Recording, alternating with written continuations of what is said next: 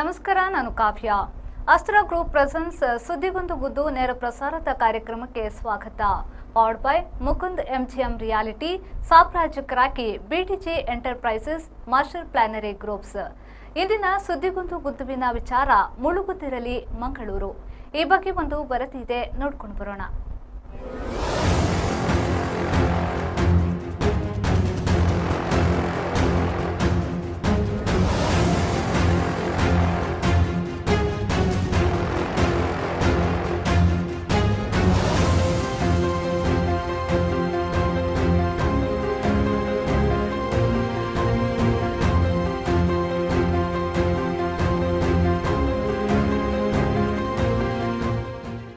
ಇತ್ತೀಚಿನ ದಿನಗಳಲ್ಲಿ ಜೋರಾದ ಮಳೆ ಬಂದ್ರೆ ಸಾಕು, ಮಂಗಳೂರು ಮಳೆ ನೀರಿನಲ್ಲಿ ಮುಳುಗುವಂತಹ ಪರಿಸ್ಥಿತಿ ಬಂದೊದಗಿದೆ.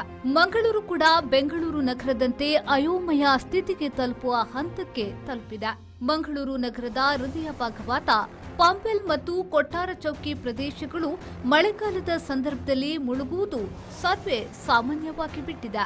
ರಾಷ್ಟ್ರೀಯ ಹೆದ್ದಾರಿ 66 ಹಾದು ಹೋಗುವ ಪಂಪೆಲ್ ಮೇಲ್ಸೇತುವೆ ಕಾಮಗಾರಿ ವಿಳಂಬ ಕಾರಣಕ್ಕೆ ಈ ಹಿಂದೆ ಬಹಳಷ್ಟು ಸುದ್ದಿಯಾಗಿದ್ರೆ, ಈಗ ಪಂಪೆಲ್ ವೃತ್ತ ಮಳೆಗಾಲದಲ್ಲಿ ಜಲಾವೃತಗೊಂಡು ಸದಾ ಟೀಕೆಗೆ ಒಳಗಾಗುತ್ತಿದೆ. ಒಂದು ಸಣ್ಣ ಮಳೆಗೆ ಪಂಪೆಲ್ ವೃತ್ತ ಹೊಳೆಯಾಗಿ ಮಾರ್ಪಾಡುತ್ತಿದೆ. ಅಷ್ಟೊಂದು ಪ್ರಮಾಣದಲ್ಲಿ ಸಂಗ್ರಹವಾಗುವ ನೀರು ಹೋಗಲು ಅಲ್ಲಿ ಬೇರೆ ದಾರಿಯೇ ಇಲ್ಲ ಎನ್ನುವುದು ಅಷ್ಟೇ ಸತ್ಯ. ಭಾರಿ ಮಳೆ ಬಂದ್ರೆ ಪಂಪೆಲ್ಗೆ ಎಲ್ಲೆಡೆಯಿಂದ ನುಗ್ಗುವ ನೀರು, ರಸ್ತೆಯ ಇಕ್ಕೆಲಗಳಲ್ಲಿ ಪೈಪ್ಲೈನ್, ಕೇಬಲ್ಗಳ ಭರಾಟೆ, ಮಳೆ ನೀರು ಹೋಗಲು ಇರುವುದು ಸಣ್ಣ ತೋಡು. ಇದು ಸಮಸ್ಯೆಗಳ ಮೂಲ ಬಿಂದು. ರಾಜಕಾಲುವೆ, ಮಳೆ ನೀರು ಚರಂಡಿಯ ಅವ್ಯವಸ್ಥೆಯಿಂದಾಗಿ ಪಂಪೆಲ್ ಸಣ್ಣ ಮಳೆಗೆ ಕೆರೆಯಂತಾಗ್ತಿದೆ. ದೊಡ್ಡ ಕಾಲುವೆಗಳಲ್ಲಿ ಹರಿದು ಬರುವ ನೀರಿಗೆ ಸಣ್ಣ ತೋಡಿನಲ್ಲಿ ದಾರಿ ಕಲ್ಪಿಸಿದ್ದರಿಂದ ನೀರು ಮುಂದೆ ಸಾಗದೆ ವೃತ್ತದ ಕಡೆಗೆ ಧಾವಿಸುತ್ತಿದೆ. ಹೀಗಾಗಿ ಇಡೀ ಪಂಪೆಲ್ನಲ್ಲಿ ಪ್ರವಾಹ ಸದೃಶವಾಗ್ತಿದೆ. ಆಗ ವಾಹನ ಹಾಗೂ ಪಾದಚಾರಿ ಸಂಚಾರ ದುಸ್ತರವಾಗ್ತದೆ. ನಗರದ ನೀರೆಲ್ಲ ಇಲ್ಲಿ ಸಂಗಮ. ಮಂಗಳೂರಿನ ಕಂಕನಾಡಿ, ಬೆಂದೂರ್, ಭಲ್ಮಠ, ಮರೋಳಿ, ತಾರೆತೋಟ ಸೇರಿದಂತೆ ವಿವಿಧ ಪ್ರದೇಶಗಳಲ್ಲಿ ಸುರಿದ ಮಳೆ ನೀರು ಬಂದು ಸೇರುವುದು ಪಂಪೆಲ್ ಬಳೆ.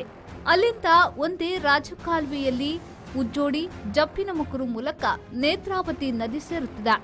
ಪಂಪೆಲ್ನಿಂದ ಮುಂದಕ್ಕೆ ಬಹುತೇಕ ರಾಜಕಾಲುವೆ ಉತ್ತಮ ಸ್ಥಿತಿಯಲ್ಲಿದ್ದು, ಪಂಪೆಲ್ನಲ್ಲೇ ಅವ್ಯವಸ್ಥೆ ಇದೆ. ಇದರಿಂದಾಗಿ ಇತ್ತೀಚಿನ ದಿನಗಳಲ್ಲಿ ರಾಜಕಾಲುವೆಯಲ್ಲಿ ಸರಾಗವಾಗಿ ಹರಿಯಬೇಕಿದ್ದ ಮಳೆ ನೀರು ಪಂಪೆಲ್ ಸಮೀಪದ ರಸ್ತೆಯಲ್ಲಿ ತುಂಬಿಕೊಂಡು ವಾಹನ ಸಂಚಾರಕ್ಕೆ ಅಡ್ಡಿಯಾಗುತ್ತಿದೆ. ಕಂಕನಾಡಿ, ಬೆಂದೂರಿನಿಂದ ಬರುವ ರಾಜಕಾಲುವೆ ಹಾಗೂ ಮರೋಳಿ, ತಾರೆತೋಟದಿಂದ ಬರುವ ರಾಜಕಾಲುವೆ ಪಂಪೆಲ್ ಬಳಿ ಸಂಗಮವಾಗ್ತಿದೆ. ಅಲ್ಲಿ ಅಗಲವಾಗಿದ್ರೂ ಮುಂದಕ್ಕೆ ಗಾತ್ರ ಕಿರಿದಾಗಿದೆ. ಸೇತುವೆಯ ತಳಭಾಗದಲ್ಲಿ ಮಳೆ ನೀರು ಸರಾಗವಾಗಿ ಹರಿಯಲು ವಿವಿಧ ಅಡೆತಡೆಗಳಿವೆ. ತುಂಬೆಯಿಂದ ಬರುವ ನೀರಿನ ಮುಖ್ಯ ಪೈಪ್ಲೈನ್ ಸೇತುವೆ ತಳಭಾಗದಿಂದ ತೆರಳಿದ್ದು ಬಹುತೇಕ ಜಾಗ ಅತಿಕ್ರಮಿಸಿದೆ. ಇದರ ಜೊತೆಗೆ ಮರೋಳಿ, ಉಜ್ಜೋಡಿ ಸೇರಿದಂತೆ ಪಂಪೆಲ್ ಪ್ರದೇಶಕ್ಕೆ ನೀರು ರವಾನೆಯಾಗುವ ಪೈಪ್ಗಳು ಹಾದು ಹೋಗಿವೆ. ಪೈಪ್ಗೆ ಆಧಾರವಾಗಿ ಕಾಲುವೆಯಲ್ಲಿ ಪಿಲ್ಲರ್ ಅಳವಡಿಸಲಾಗಿದೆ. ಇದರ ಹೊರತಾಗಿ ವಿವಿಧ ಕೇಬಲ್ಗಳನ್ನು ಕಾಲುವೆಗೆ ಅಡ್ಡಲಾಗಿ ಅಳವಡಿಸಲಾಗಿದೆ. ಇವುಗಳಲ್ಲಿ ತೆಂಗಿನ ಗರಿ, ಇತರ ಕಸಕಡ್ಡಿಗಳು, ಪ್ಲಾಸ್ಟಿಕ್ ತ್ಯಾಜ್ಯ ಸಿಲುಕಿಕೊಂಡು ನೀರಿನ ಸರಾಗವಾಗಿ ಹರಿವಿಗೆ ತಡೆಯಾಗಿದೆ. ಇದರೊಂದಿಗೆ ಎಲ್ಲೆಂದರಲ್ಲಿ ಕಟ್ಟಡ, ಕಾಂಕ್ರೀಟ್ ರಸ್ತೆ ನಿರ್ಮಾಣದಿಂದ ಭೂಮಿಯೊಳಗೆ ನೀರು ಇಂಗದೆ ನಿರಂತರವಾಗಿ ಹರಿದು ಬಂದು ನೆರೆ ಉಂಟಾಗ್ತಿದೆ. ರಾಜಕಾಲುವೆ ಅತಿಕ್ರಮಣ, ರಸ್ತೆ ಬದಿ ಹೂಳು ರಾಶಿ, ಪಂಪೆಲ್ ರಾಜಕಾಲುವೆಗೆ ಪಂಪೆಲ್ ಜಂಕ್ಷನ್ನಲ್ಲಿ ಮಣ್ಣು ತುಂಬಿಸಲಾಗಿದೆ. ಬಹುತೇಕ ಭಾಗವನ್ನ ಒತ್ತುವರಿ ಮಾಡಲಾಗಿದೆ. ಮುಖ್ಯ ರಸ್ತೆಗೆ ತಾಗಿಕೊಂಡೇ ಅತಿಕ್ರಮಣವಾಗಿದ್ರೂ ಯಾವುದೇ ಅಧಿಕಾರಿಗಳು ಇತ್ತ ಗಮನ ಹರಿಸಿ ಕ್ರಮ ಕೈಗೊಂಡಿರಲಿಲ್ಲ. ಈ ಬಾರಿ ಅವಧಿಗೂ ಮುನ್ನವೇ ಮಳೆಯಾಗಿದೆ. ಹೀಗಾಗಿ ಮಳೆಗಾಲಕ್ಕೆ ಮುನ್ನ ರಾಜಕಾಲುವೆಗಳಿಂದ ಹೂಳೆತ್ತದೇ ಇರುವುದು ಅಧ್ವಾನಕ್ಕೆ ಇನ್ನೊಂದು ಕಾರಣ. ಈ ಹಿಂದೆ ಮಳೆಗಾಲದಲ್ಲಿ ಸಾಧಾರಣ ಮಳೆಯಾದಾಗ ನೀರು ಸರಾಗವಾಗಿ ಹರಿಯುತ್ತಿತ್ತು. ಆದರೆ ಈ ಬಾರಿ ಪಂಪೆಲ್ ಸುತ್ತಮುತ್ತ ಹೂಳೆತ್ತುವ ಕೆಲಸವಾಗಿಲ್ಲ. ಸಹಜವಾಗಿ ನೀರಿಗೆ ಜಾಗವಿಲ್ಲದೆ ಮಳೆ ನೀರು ರಸ್ತೆಗೆ ಬರುತ್ತಿದೆ. ನಗರದ ಕೊಟ್ಟಾರ ಚೌಕಿ ಪ್ರದೇಶದಲ್ಲೂ ಇದೇ ಪರಿಸ್ಥಿತಿ. ಜೋರಾದ ಮಳೆ ಬಂದ್ರೆ ಸಾಕು ಮುಳುಗುತ್ತದೆ. ಯಾವುದೇ ವಾಹನಗಳು ಕೂಡ ಸಂಚರಿಸದ ಪರಿಸ್ಥಿತಿ ಇದೆ. ಇಂತಹ ಸಮಸ್ಯೆಗಳನ್ನ ಅಧಿಕಾರಿಗಳು ಯಾಕೆ ಪರಿಹರಿಸಲು ಮುಂದಾಗುತ್ತಿಲ್ಲ ಎಂಬುದೇ ಯಕ್ಷ ಪ್ರಶ್ನೆಯಾಗಿದೆ. ಶರಸಾಲ್ಯನ್, ವಿ4 ನ್ಯೂಸ್, ಮಂಗಳೂರು.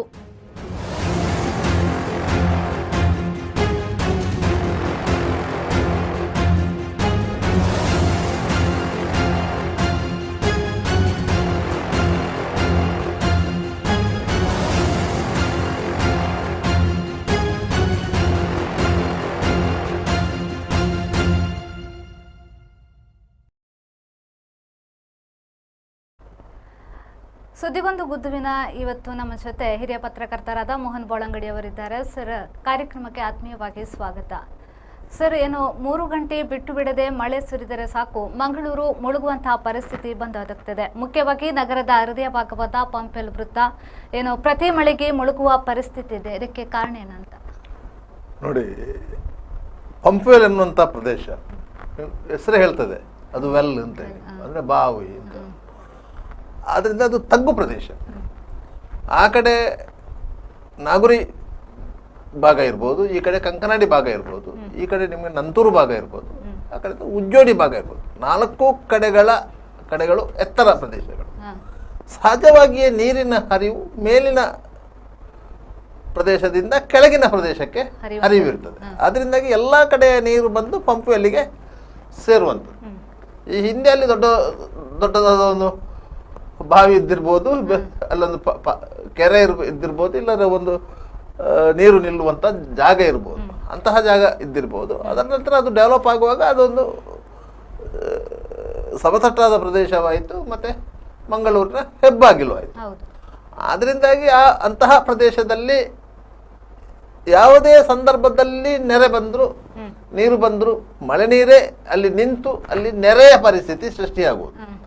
ಸಾಧಾರಣವಾಗಿ ನಿಮಗೆ ದೊಡ್ಡ ಮಟ್ಟದ ಮಳೆ ಬಂದರೆ, ಅಂದರೆ ಸುಮಾರು 150 ಮಿಲಿಲೀಟ್ರ್ ಇಲ್ಲಾಂದರೆ 200 ಮಿಲಿಲೀಟ್ರ್ ನೆರೆ ಬಂದರೆ ಅಲ್ಲಿ ನೀರು ನಿಲ್ತದೆ. ಆದರೆ ಮತ್ತೊಂದು ಅರ್ಧ ಗಂಟೆಯಲ್ಲಿ ಆ ನೀರು ಇಳಿದು ಹೋಗ್ತದೆ. ಹೋಗೋದಿಲ್ಲ ಅಂತ ಏನಿಲ್ಲ. ಹೋಗದೇ ಇದ್ದಂಥ ಸಂದರ್ಭದಲ್ಲಿ ಅಲ್ಲಿ ಮಳೆ ನೀರು ನಿಂತುಕೊಳ್ಳುವಂಥದ್ದು. ಅದು ನೆರೆ ನೀರು ಅಲ್ಲ. ನಾವು ನೆರೆ ಬರ್ತದೆ, ಬೊಳ್ಳ ಬಂತು ಅಂತ ಹೇಳೋದಲ್ಲ. ಅದು ಮಳೆ ನೀರು ನಿಂತು ಎಲ್ಲಾ ಕಡೆ ಪ್ರದೇಶಗಳಿಗೆ ಅಂತ ಬಿದ್ದಂತ ಮಳೆ ನೀರು ಅಲ್ಲಿಗೆ ಬೀಳುವಂಥದ್ದು. ಈಚೆಯಿಂದ ನಂತೂರು ಕಡೆಯಿಂದಲೂ ಅಲ್ಲಿಗೆ ನೀರು ಬಂದು ಸೇರ್ತದೆ. ಈ ಕಡೆಯಿಂದ ಕಂಕನಾಡಿ ಸೈಡ್ನಿಂದಲೂ ನೀರು ಬಂದು ಸೇರ್ತದೆ. ಆ ಕಡೆಯಿಂದ ನಾಗೂರಿ ಸೈಡ್ನಿಂದಲೂ ಬಂದು ನೀರು ಅಲ್ಲಿ ಸೇರ್ತದೆ. ಅಲ್ಲಿ ಸಮಸ್ಯೆ ಏನಾಗಿದೆ ಅಂತ ಹೇಳಿದ್ರೆ, ಆ ನೀರನ್ನು ಸರಾಗವಾಗಿ ಹೋಗ್ಬೇಕಾದಂಥ ರಾಜಕಾಲುವೆ ಇದೆ. ಆ ರಾಜಕಾಲುವೆಗೆ ನೀರು ಹೋಗ್ಬೇಕು. ಮಳೆ ನೀರು ನೇರವಾಗಿ ರಾಜಕಾಲುವೆಗೆ ಹೋಗ್ಬೇಕು. ರಾಜಕಾಲುವೆಗೆ ಹೋಗುವಂತಹ ಚರಂಡಿ ವ್ಯವಸ್ಥೆ ಇದೆ. ಆ ಚರಂಡಿ ವ್ಯವಸ್ಥೆ ಬ್ಲಾಕ್ ಆಗಿದ್ದರಿಂದ ಆ ನೀರು ರಾಜಕಾಲುವೆಗೆ ನುಗ್ತಾ ಇರಲಿಲ್ಲ, ಅದು ರಸ್ತೆಗೆ ನುಗ್ತಾ ಇತ್ತು. ಪರಿಣಾಮವಾಗಿ ರಸ್ತೆಯಲ್ಲಿ ಎಲ್ಲಿಗೂ ಹೋಗ್ಲಿಕ್ಕೆ ದಾರಿ ಇಲ್ಲ ನೀರಿಗೆ, ಮತ್ತು ಅಲ್ಲೇ ಶೇಖರಣೆ ಆಗ್ತಾ ಇತ್ತು. ಆದ್ದರಿಂದ ನಿಮಗೆ ಅಲ್ಲಿ 6 ಫೀಟು 8 ಫೀಟು ಅಷ್ಟು ಎತ್ತರಕ್ಕೆ ನೀರು ನಿಲ್ತಾ ಇದ್ದದ್ದು. ಸಾಮಾನ್ಯವಾಗಿ ಒಂದು ಬಸ್ಸಿನ ಎತ್ತರಕ್ಕೆ ನೀರು ಅಲ್ಲಿ ನಿಲ್ತಾ ಇತ್ತು. ಅದರಿಂದಾಗಿ ಅಂತಹ ಸಮಸ್ಯೆ ಬಂತು. ಕಳೆದ ಮಳೆ ಸಂದರ್ಭದಲ್ಲಿ, ಅದರ ಮುಂಗಾರು ಆರಂಭವಾದಂತಹ ಸಂದರ್ಭದಲ್ಲಿ ನೀರು ನಿಂತಾಗ ಪುನಃ ಕಳೆದ ವರ್ಷದ ಸಮಸ್ಯೆಯೇ ಮರುಕಳಿಸಿತು. ಕಳೆದ ವರ್ಷವೂ ಇದೇ ಸಮಸ್ಯೆ ಆಗಿತ್ತು. ಆ ಸಂದರ್ಭದಲ್ಲಿಯೂ ಮಹಾನಗರ ಪಾಲಿಕೆ ಅಧಿಕಾರಿಗಳು ಎಲ್ಲರೂ ಅಲ್ಲಿ ಹೋಗಿ ಇನ್ಸ್ಪೆಕ್ಷನ್ ಮಾಡಿದ್ರು. ಈ ರೀತಿಯ ಸಮಸ್ಯೆ ಆಗಿದೆ ಅಂತ ಹೇಳಿ ತಾತ್ಕಾಲಿಕವಾದಂತಹ ಕಾಮಗಾರಿಯನ್ನು ಸಹ ನಡೆಸಿದ್ರು. ಆದರೆ ಈ ವರ್ಷವೂ ಅದೇ ಪರಿಸ್ಥಿತಿ ಸೃಷ್ಟಿಯಾದಾಗ ಆಗಿನ ಜಿಲ್ಲಾಧಿಕಾರಿ ಅವರು ವರ್ಗಾವಣೆ ಆಗಿದ್ದು ಮುಲ್ಲೆಮುಗಿಲಿನವರು, ಆದರೂ ಸ್ಥಳಕ್ಕೆ ಹೋಗಿ ಅಲ್ಲಿನ ಚರಂಡಿ ವ್ಯವಸ್ಥೆಯನ್ನ ಸರಿ ಮಾಡಲಿಕ್ಕೆ ಸೂಚನೆ ಮಾಡಿದ್ರು. ಅಲ್ಲದೆ ಅದರ ಮೇಲೆ ಹಾಕಲಾಗಿದ್ದ ಸ್ಲ್ಯಾಬ್ಗಳನ್ನು ತೆಗೆಸಿದ್ರು. ನೋಡೋಕೆ ಎಂಟೈರ್ ಚರಂಡಿ ಬ್ಲಾಕ್ ಆಗಿತ್ತು. ಕಸ ಕಡ್ಡಿ ಮಣ್ಣು ಗಿಣ್ಣು ಎಲ್ಲವೂ ತುಂಬಿಕೊಂಡಿತ್ತು. ಯಾಕಂತ ಹೇಳಿದರೆ ನಿಮಗೆ ಅಲ್ಲಿ ಫ್ಲೈಓವರ್ ನಿರ್ಮಾಣ ಆಗುವಂಥ ಸಂದರ್ಭದಲ್ಲಿ ಯಾವುದೆಲ್ಲ ಅದರ ಕಸ ಕಡ್ಡಿಗಳೆಲ್ಲ ಇತ್ತ ಅದು ಆ ಚರಂಡಿಗೆ ಬಿದ್ದಿರೋದು. ಅಲ್ಲಿ ಚರಂಡಿ ವ್ಯವಸ್ಥೆ ಇದ್ರೂ ಸಹ ಆ ಚರಂಡಿಯಲ್ಲಿ ನೀರು ಹೋಗುವಂಥ ಪರಿಸ್ಥಿತಿ ಇರಲಿಲ್ಲ. ಪರಿಣಾಮವಾಗಿ ನೀರು ರಸ್ತೆಗೆ ನುಗ್ಗಿ ಬ್ಲಾಕ್ ಆಗ್ತಾ ಇತ್ತು. ಆದ್ದರಿಂದಾಗಿ ಅವರು ಆ ಕಲ್ಲು ಚಪ್ಪಡಿಯನ್ನೆಲ್ಲ ತೆಗೆಸಿ ಅದನ್ನು ರಿಪೇರಿ ಮಾಡಲಿಕ್ಕೆ ಹೇಳಿದ್ರು. ಆದ್ರಿಂದ ಈಗ ರಿಪೇರಿ ಆಗಿದೆ. ಅದೇ ರೀತಿ ರಾಜಕಾಲುವೆಯೂ ಸಹ ನೀವು ರಾಜಕಾಲುವೆಯನ್ನು ಎಲ್ಲ ಕಡೆಯಲ್ಲಿ ನಾವು ಹೇಳ್ತೇವೆ, ರಾಜಕಾಲುವೆಯನ್ನು ಒತ್ತುವರಿ ಮಾಡಿಕೊಂಡ್ರು ಅಂತ.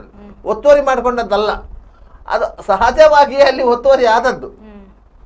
ಉದ್ದೇಶಪೂರ್ವಕವಾಗಿ ಒತ್ತುವರಿ ಮಾಡುವುದಕ್ಕೂ ಸಹಜವಾಗಿಯೇ ಒತ್ತುವರಿ ಆಗುವುದಕ್ಕೂ ವ್ಯತ್ಯಾಸಗಳಿವೆ.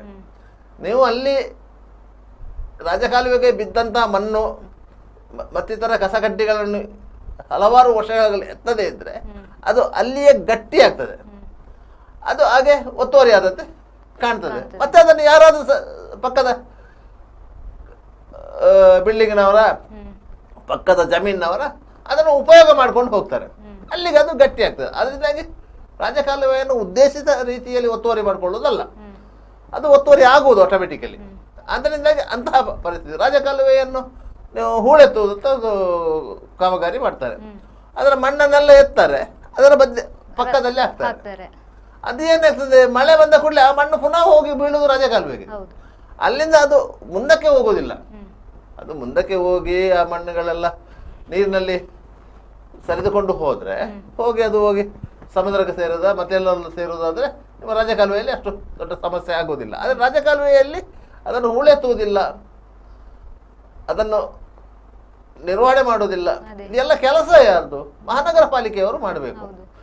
ಮತ್ತೊಂದು ಮಂಗಳೂರು ನಗರದಲ್ಲಿ ಮತ್ತೊಂದು ದೊಡ್ಡ ಸಮಸ್ಯೆ ಏನು ಅಂತ ಹೇಳಿದ್ರೆ, ಯಾವುದೇ ಚರಂಡಿಯನ್ನು ನೋಡ್ಕೊಳ್ಳಿ, ಈ ಬಾರಿ ಉಳೆತ್ತಿಲ್ಲ, ಕಳೆದ ವರ್ಷ ಅದಕ್ಕಿಂತ ಹಿಂದಿನ 10 ವರ್ಷಗಳಿಂದಲೂ ಎತ್ತಿಲ್ಲ. ನಿಮಗೆ ಅಲ್ಲಿ ಚರಂಡಿ ಇದೆ ಎನ್ನುವುದೇ ಗೊತ್ತಿಲ್ಲ.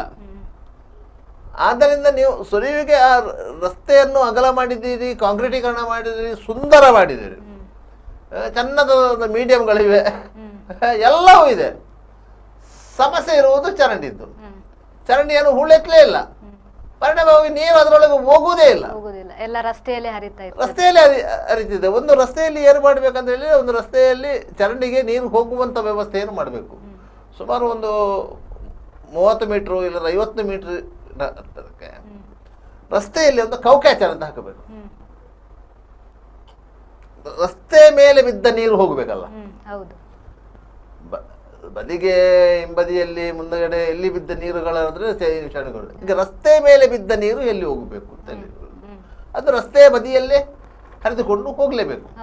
ಅಂತ ಸಂದರ್ಭದಲ್ಲಿ ಅದಕ್ಕೆ ಒಂದು ಕೌಕ್ಯಾಚರ್ ಅಂತ ಮಾಡಿದ್ರೆ, ಒಂದು ರಸ್ತೆಯಲ್ಲಿ ಒಂದು 50 ಮೀಟರ್ ಇಲ್ಲ 100 ಮೀಟರ್ಗೆ ಒಂದು ಕಡೆ ಎಲ್ಲಾದ್ರೂ ಒಂದು ಕೌಕ್ಯಾಚರ್ ಅಂತ ಮಾಡಿದ್ರೆ ಆ ನೀರೆಲ್ಲ ಕೌಕ್ಯಾಚರಿಗೆ ಇಳಿದು ಆ ಕೌಕ್ಯಾಚರಿಂದ ನೀವು ಚರಂಡಿಗೆ ಕನೆಕ್ಟ್ ಆಗಬೇಕು, ಅದು ಚರಂಡಿಗೆ ಹೋಗ್ಬೇಕು. ಆ ಚರಂಡಿಯಲ್ಲಿ ನೀರು ಹೋಗ್ಲಿಕ್ಕೆ ವ್ಯವಸ್ಥೆ ಇಲ್ಲ ಇದ್ರೆ, ಇವತ್ತು ಎಲ್ಲ ರಸ್ತೆ ಬದಿಯಲ್ಲಿರುವ ಅಂಗಡಿಗಳವರು ಬೊಬ್ಬೆ ಹೊಡಿತಾರೆ. ಮಳೆ ಬಂದ ಕೂಡಲೇ ನಮ್ಮ ಅಂಗಡಿಗೆ ನೀರು ನುಗ್ಗಿತ್ತು ಅಂತ. ಯಾಕಂತ ಹೇಳಿದ್ರೆ ರಸ್ತೆಯಿಂದ ಒಂದ ಅಂಗಡಿ ಕೆಳಗಿದೆ, ಮತ್ತೊಂದು ಏನಂತ ಹೇಳಿದ್ರೆ ರಸ್ತೆ ಈ ಹಿಂದೆ ಕೆಳಗಿತ್ತು, ಅದಕ್ಕೆ ಸರಿಸಮಾನವಾಗಿ ಅಂಗಡಿ ಕಟ್ಟಿದ್ರು. ಆದ್ರೆ ರಸ್ತೆ ಡೆವಲಪ್ ಆದಾಗ ರಸ್ತೆ ಎತ್ತರಕ್ಕೆ ಬಂತು, ಅಂಗಡಿ ಕೆಳಗೆ ಬಂತು. ಆದ್ರಿಂದಾಗಿ ರಸ್ತೆ ಬದಿಯಲ್ಲಿ ಇರುವಂತ ರಸ್ತೆಯಿಂದ ಹರಿದು ಹೋಗುವಂತ ನೀರು ಎಲ್ಲ ಅಂಗಡಿಗೆ ನುಗ್ಗುವುದು ಸಹಜ. ಅದು ನುಗ್ಗಬಾರ್ದು ಅಂತ ಹೇಳಿ ನೀರನ್ನು ತಡೆದು ನಿಲ್ಲಿಸಲಿಕ್ಕೆ ಸಾಧ್ಯ ಆಗುವುದಿಲ್ಲ. ಆದ್ರೆ ಆ ಅಂಗಡಿಯ ಎದುರಲ್ಲಿ ಇರುವಂತಹ ಚರಂಡಿಯನ್ನು ಮುಚ್ಚಿದ್ಯಾರು? ಅದೇ ಅಂಗಡಿಯವರು ಮುಚ್ಚಿದ್ದು. ಆ ಅಂಗಡಿಗೆ ಹೋಗ್ಲಿಕ್ಕೆ ಗ್ರಾಹಕರು ಹೋಗ್ಲಿಕ್ಕೆ ಅವಕಾಶ ಕಲ್ಪಿಸಲಿಕ್ಕೆ ಬೇಕಾಗಿ ಕಲ್ಲು ಚಪ್ಪಡಿ ಹಾಕಿ ಅದರ ಮೇಲೆ ಸಿಮೆಂಟ್ ಹಾಕಿ ಚಂದ ಮಾಡಿ ಮುಚ್ಚಿದ್ರು. ನೀರಲ್ಲಿ ಹೋಗ್ಬೇಕು, ಇವ್ರ ಅಂಗಡಿಯ ಒಳಗೆ ಹೋಗ್ಬೇಕು. ಕೊಟ್ಟಾರ ಚೌಕಿಯ ದೊಡ್ಡ ಸಮಸ್ಯೆ ಅದು. ಕೊಟ್ಟಾರ ಚೌಕಿ ಎಡಗಡೆಯ ಉದ್ದಕ್ಕೆ ಅಂಗಡಿಗಳಿವೆ, ಜೆಬಿ ಕ್ರಾಸ್ ನವರೆಗೂ ಅಂಗಡಿಗಳಿವೆ. ಆ ಎಲ್ಲ ಅಂಗಡಿಗಳು ತಳ ಅಂತಸ್ತು ಏನಿದೆ ಅದೆಲ್ಲ ನೀರಿನಲ್ಲಿ ಮುಳುಗಲಿಕ್ಕೆ ಅದೇ ಕಾರಣ ಆಗೋದು. ಯಾಕಂದ್ರೆ ಈ ಜನ ಕೊಟ್ಟಾರದಿಂದ ಹರಿದು ಬರುವಂತ ನೀರು, ಕೊಟ್ಟಾರದಿಂದ ಎತ್ತರ ಪ್ರದೇಶ ಕೊಟ್ಟಾರ, ಅಲ್ಲಿಂದ ಹರಿದು ಬರುವಂತ ನೀರು ರಸ್ತೆಯಲ್ಲಿ ಹರಿದು ಬರುವುದು. ಯಾಕಂದ್ರೆ ಅಲ್ಲಿಂದಲೂ ಚರಂಡಿ ವ್ಯವಸ್ಥೆ ಇಲ್ಲ. ಇನ್ಫೋಸಿಸ್ ಕಡೆಯಿಂದ ಹೋಗುವಂತಹ ಚರಂಡಿ ವ್ಯವಸ್ಥೆಯನ್ನು ಮುಚ್ಚಲಾಗಿದೆ. ಆದ್ದರಿಂದ ಅಲ್ಲಿಂದ ಬರುವ ನೀರು ರಸ್ತೆಯಲ್ಲೇ ಹರಿದು ಬರುವುದು. ಅದು ನೇರ ಬಂದು ಕೊಟ್ಟಾರ ಚೌಕಿಗೆ ಸೇರಿದಾಗ, ಯಾಕಂದ್ರೆ ಕೊಟ್ಟಾರ ಚೌಕಿ ತಗ್ಗು ಪ್ರದೇಶ ಸ್ವಲ್ಪ, ಆದ್ದರಿಂದ ಅಲ್ಲಿ ಸಹ ಸೇಮ್ ಸಮಸ್ಯೆ, ಪಂಪ್ವೆಲ್ ಸಮಸ್ಯೆ ಕೊಟ್ಟಾರ ಚೌಕಿದ್ದು. ನಿಮಗೆ ಕೊಟ್ಟಾರ ಚೌಕಿಯಲ್ಲಿ ಯಾಕೆ ಆ ರೀತಿ ನೀರು ನಿಲ್ತದೆ? ಮೊದಲು ಫ್ಲೈಓವರ್ ಇಲ್ಲದಾಗ ನೀರು ನಿಲ್ತಾ ಇರಲಿಲ್ಲ ಅಂತ ಇತ್ತು. ಫ್ಲೈಓವರ್ ಇಲ್ಲದಿದ್ದಾಗ ನೀರು ನಿಲ್ತದೆ. ಫ್ಲೈಓವರಿಗೂ ಮಳೆ ನೀರಿಗೂ ಏನೂ ಸಂಬಂಧ ಇಲ್ಲ. ಫ್ಲೈಓವರಿಗೂ ಮಳೆ ನೀರಿಗೂ ಏನೂ ಸಂಬಂಧ. ಆದರೆ ಫ್ಲೈಓವರ್ ಕಾಮಗಾರಿ ಆಗುತ್ತಿರುವ ಸಂದರ್ಭದಲ್ಲಿ ಆ ಕಾಮಗಾರಿಗೆ ಸಂಬಂಧಪಟ್ಟಂತಹ ವೇಸ್ಟೇಜ್ಗಳು, ತ್ಯಾಜ್ಯ ವಸ್ತುಗಳು ಏನಿದೆ ಅದು ಎಲ್ಲ ಈ ಚರಂಡಿಯಲ್ಲಿ ತುಂಬಿಕೊಂಡಿತ್ತು. ಅದನ್ನು ಕ್ಲೀನ್ ಯಾರೂ ಮಾಡಲಿಲ್ಲ. ಅದೇ ವಾರ್ಡಿನ ಕಾರ್ಪೊರೇಟರ್ ಮೇಯರ್ ಆಗಿದ್ದರೂ ಸಹ ಕೇಳ್ಕೊಂಡು ಅದೇ ವಾರ್ಡಿನ ಕಾರ್ಪೊರೇಟರ್ ಅವರು ಮೇಯರ್ ಆಗಿದ್ದರೂ ಸಹ ಅದರ ಬಗ್ಗೆ ತಲೆ ಕೊಡಲಿಲ್ಲ. ಯಾಕಂದ್ರೆ ಆ ಸಂದರ್ಭದಲ್ಲಿ ಒಂದು ತಿಂಗಳ ಅವಧಿಯಲ್ಲಿ 10 ದಿವಸ ಆ ಸಮಸ್ಯೆ ಸೃಷ್ಟಿಯಾಗ್ತದೆ ಹೊರತು ಮತ್ತೆ ಬಾಕಿ ಸಂದರ್ಭದಲ್ಲಿ 11 ತಿಂಗಳಲ್ಲಿ ಆ ಸಮಸ್ಯೆ ಇಲ್ಲ. ಆ ಸಮಸ್ಯೆಯನ್ನು ಒಮ್ಮೆ ನಿವಾರಣೆ ಮಾಡಿದರೆ ಈ ಅಂಗಡಿಯವರ ಕೋಪಕ್ಕೆ ಗುರಿಯಾಗಬೇಕಾಗ್ತದೆ. ನೀವು ನಮ್ಮ ಅಂಗಡಿಗೆ ಹೋಗುವಂತ ರಸ್ತೆಯನ್ನು ಇವರು ಅಗೆದ್ರು ಅಂತ, ಚರಂಡಿಯನ್ನು ಅಗೆದ್ರು ಅಂತ ಹೇಳಿ. ಆದ್ರೆ ಅದನ್ನೇ ಸುಸ್ಥಿತಿಯಲ್ಲಿ ಇಟ್ಟರೆ ಅಂಗಡಿಯವರಿಗೂ ಅನುಕೂಲ, ಜನರಿಗೂ ಅನುಕೂಲ ಎಲ್ಲವೂ. ಆದರೆ ಮಹಾನಗರ ಪಾಲಿಕೆ ಅಧಿಕಾರಿಗಳಂತೂ ಅಂತಹ ಉತ್ತಮ ಕೆಲಸಗಳನ್ನು ಮಾಡ್ತಾರೆ ಎನ್ನುವಂತಹ ಭರವಸೆ ಯಾರಿಗೂ ಇಲ್ಲ. ಅದರಿಂದಾಗಿ ಇಂತಹ ಸಮಸ್ಯೆಗಳು ಸಹಜವಾಗಿಯೇ ಉಳ್ಕೊಂಡಿದೆ. ಈಗ ನಮ್ಮ ಜೊತೆಗೆ ಏನೋ ಹೆಚ್ಚಿನ ಮಾಹಿತಿಯನ್ನು ನೀಡಲಿಕ್ಕೆ ಸಾಮಾಜಿಕ ಕಾರ್ಯಕರ್ತರಾದ ಜಿ.ಕೆ. ಭಟ್ ಅವರಿದ್ದಾರೆ. ಸರ್ ನಮಸ್ತೆ. ನಮಸ್ತೆ ಸರ್, ಏನು ಪ್ರತಿ ಮಳೆಗಾಲದಲ್ಲಿ ಮಂಗಳೂರು ಮುಳುಗುವಂತಹ ಪರಿಸ್ಥಿತಿ ಇದೆ ಅಲ್ಲ ಸರ್, ಈ ಬಗ್ಗೆ ಏನ್ ಹೇಳ್ತೀರಾ? ಇದಕ್ಕೆ ರಾಜಕಾರಣಿಗಳು, ಅಧಿಕಾರಿಗಳು ಮತ್ತು ಜನರು ಎಲ್ಲರೂ ಕಾರಣವೇ. ಯಾಕಂದ್ರೆ ರಾಜಕಾಲುವೆ ಎಲ್ಲ ಕಡೆ ಒತ್ತುವರಿ ಆಗಿದೆ, ಅದು ನಂಬರ್ 1. ಇನ್ನೊಂದು ಈ ನೀರಿನ ಹೋಗುವ ಚರಂಡಿಗಳು, ಮಳೆ ಚರಂಡಿಗಳನ್ನು ನಮ್ಮ ಪಾಲಿಕೆಯವರಾಗ್ಲಿ ರಾಷ್ಟ್ರೀಯ ಹೆದ್ದಾರಿ ಪ್ರಾಧಿಕಾರದವಾಗಿ ಸರಿಯಾಗಿ ಅದನ್ನು ವಹಿಸಲಿಲ್ಲ. ಗೊತ್ತಾಯ್ತಾ? ಮಳೆ ನೀರು ಅದಕ್ಕೆ ಕರೆಕ್ಟ್ ಹೋಗ್ಲಿಕ್ಕೆ ಎತ್ತರ ತಗ್ಗು ಮಾಡಿ ಒಳ್ಳೆ ಚರಂಡಿ ವ್ಯವಸ್ಥೆ ಇದ್ರೆ ನೀರು ಹೋಗ್ತದೆ. ಇದು ರೋಡ್ ಲೆವೆಲ್ಗೆ ಇರುವ ಚರಂಡಿಗಳು ಇರ್ತದೆ. ಮತ್ತೆ ಇನ್ನೊಂದು ಸಮಸ್ಯೆ ಏನಂದ್ರೆ ಈ ನಮ್ಮ ಕಾಂಕ್ರೀಟ್ ಜಂಗಲ್ ಮಂಗಳೂರಲ್ಲಿ ತುಂಬಿ ತುಳುಕ್ತಾ ಇದೆ. ಕಾಂಕ್ರೀಟ್ ರೋಡ್ ಆಯ್ತು, ಕಾಂಕ್ರೀಟ್ ಬಿಲ್ಡಿಂಗ್ ಆಯ್ತು. ಮುಂಚೆ ಗದ್ದೆಗಳಿತ್ತು, ಖಾಲಿ ಜಾಗದಲ್ಲಿ ನೀರು ಇಂಗ್ತಾ ಇತ್ತು, ಈಗ ಇಂಗುವಿಕೆ ಇಲ್ಲ.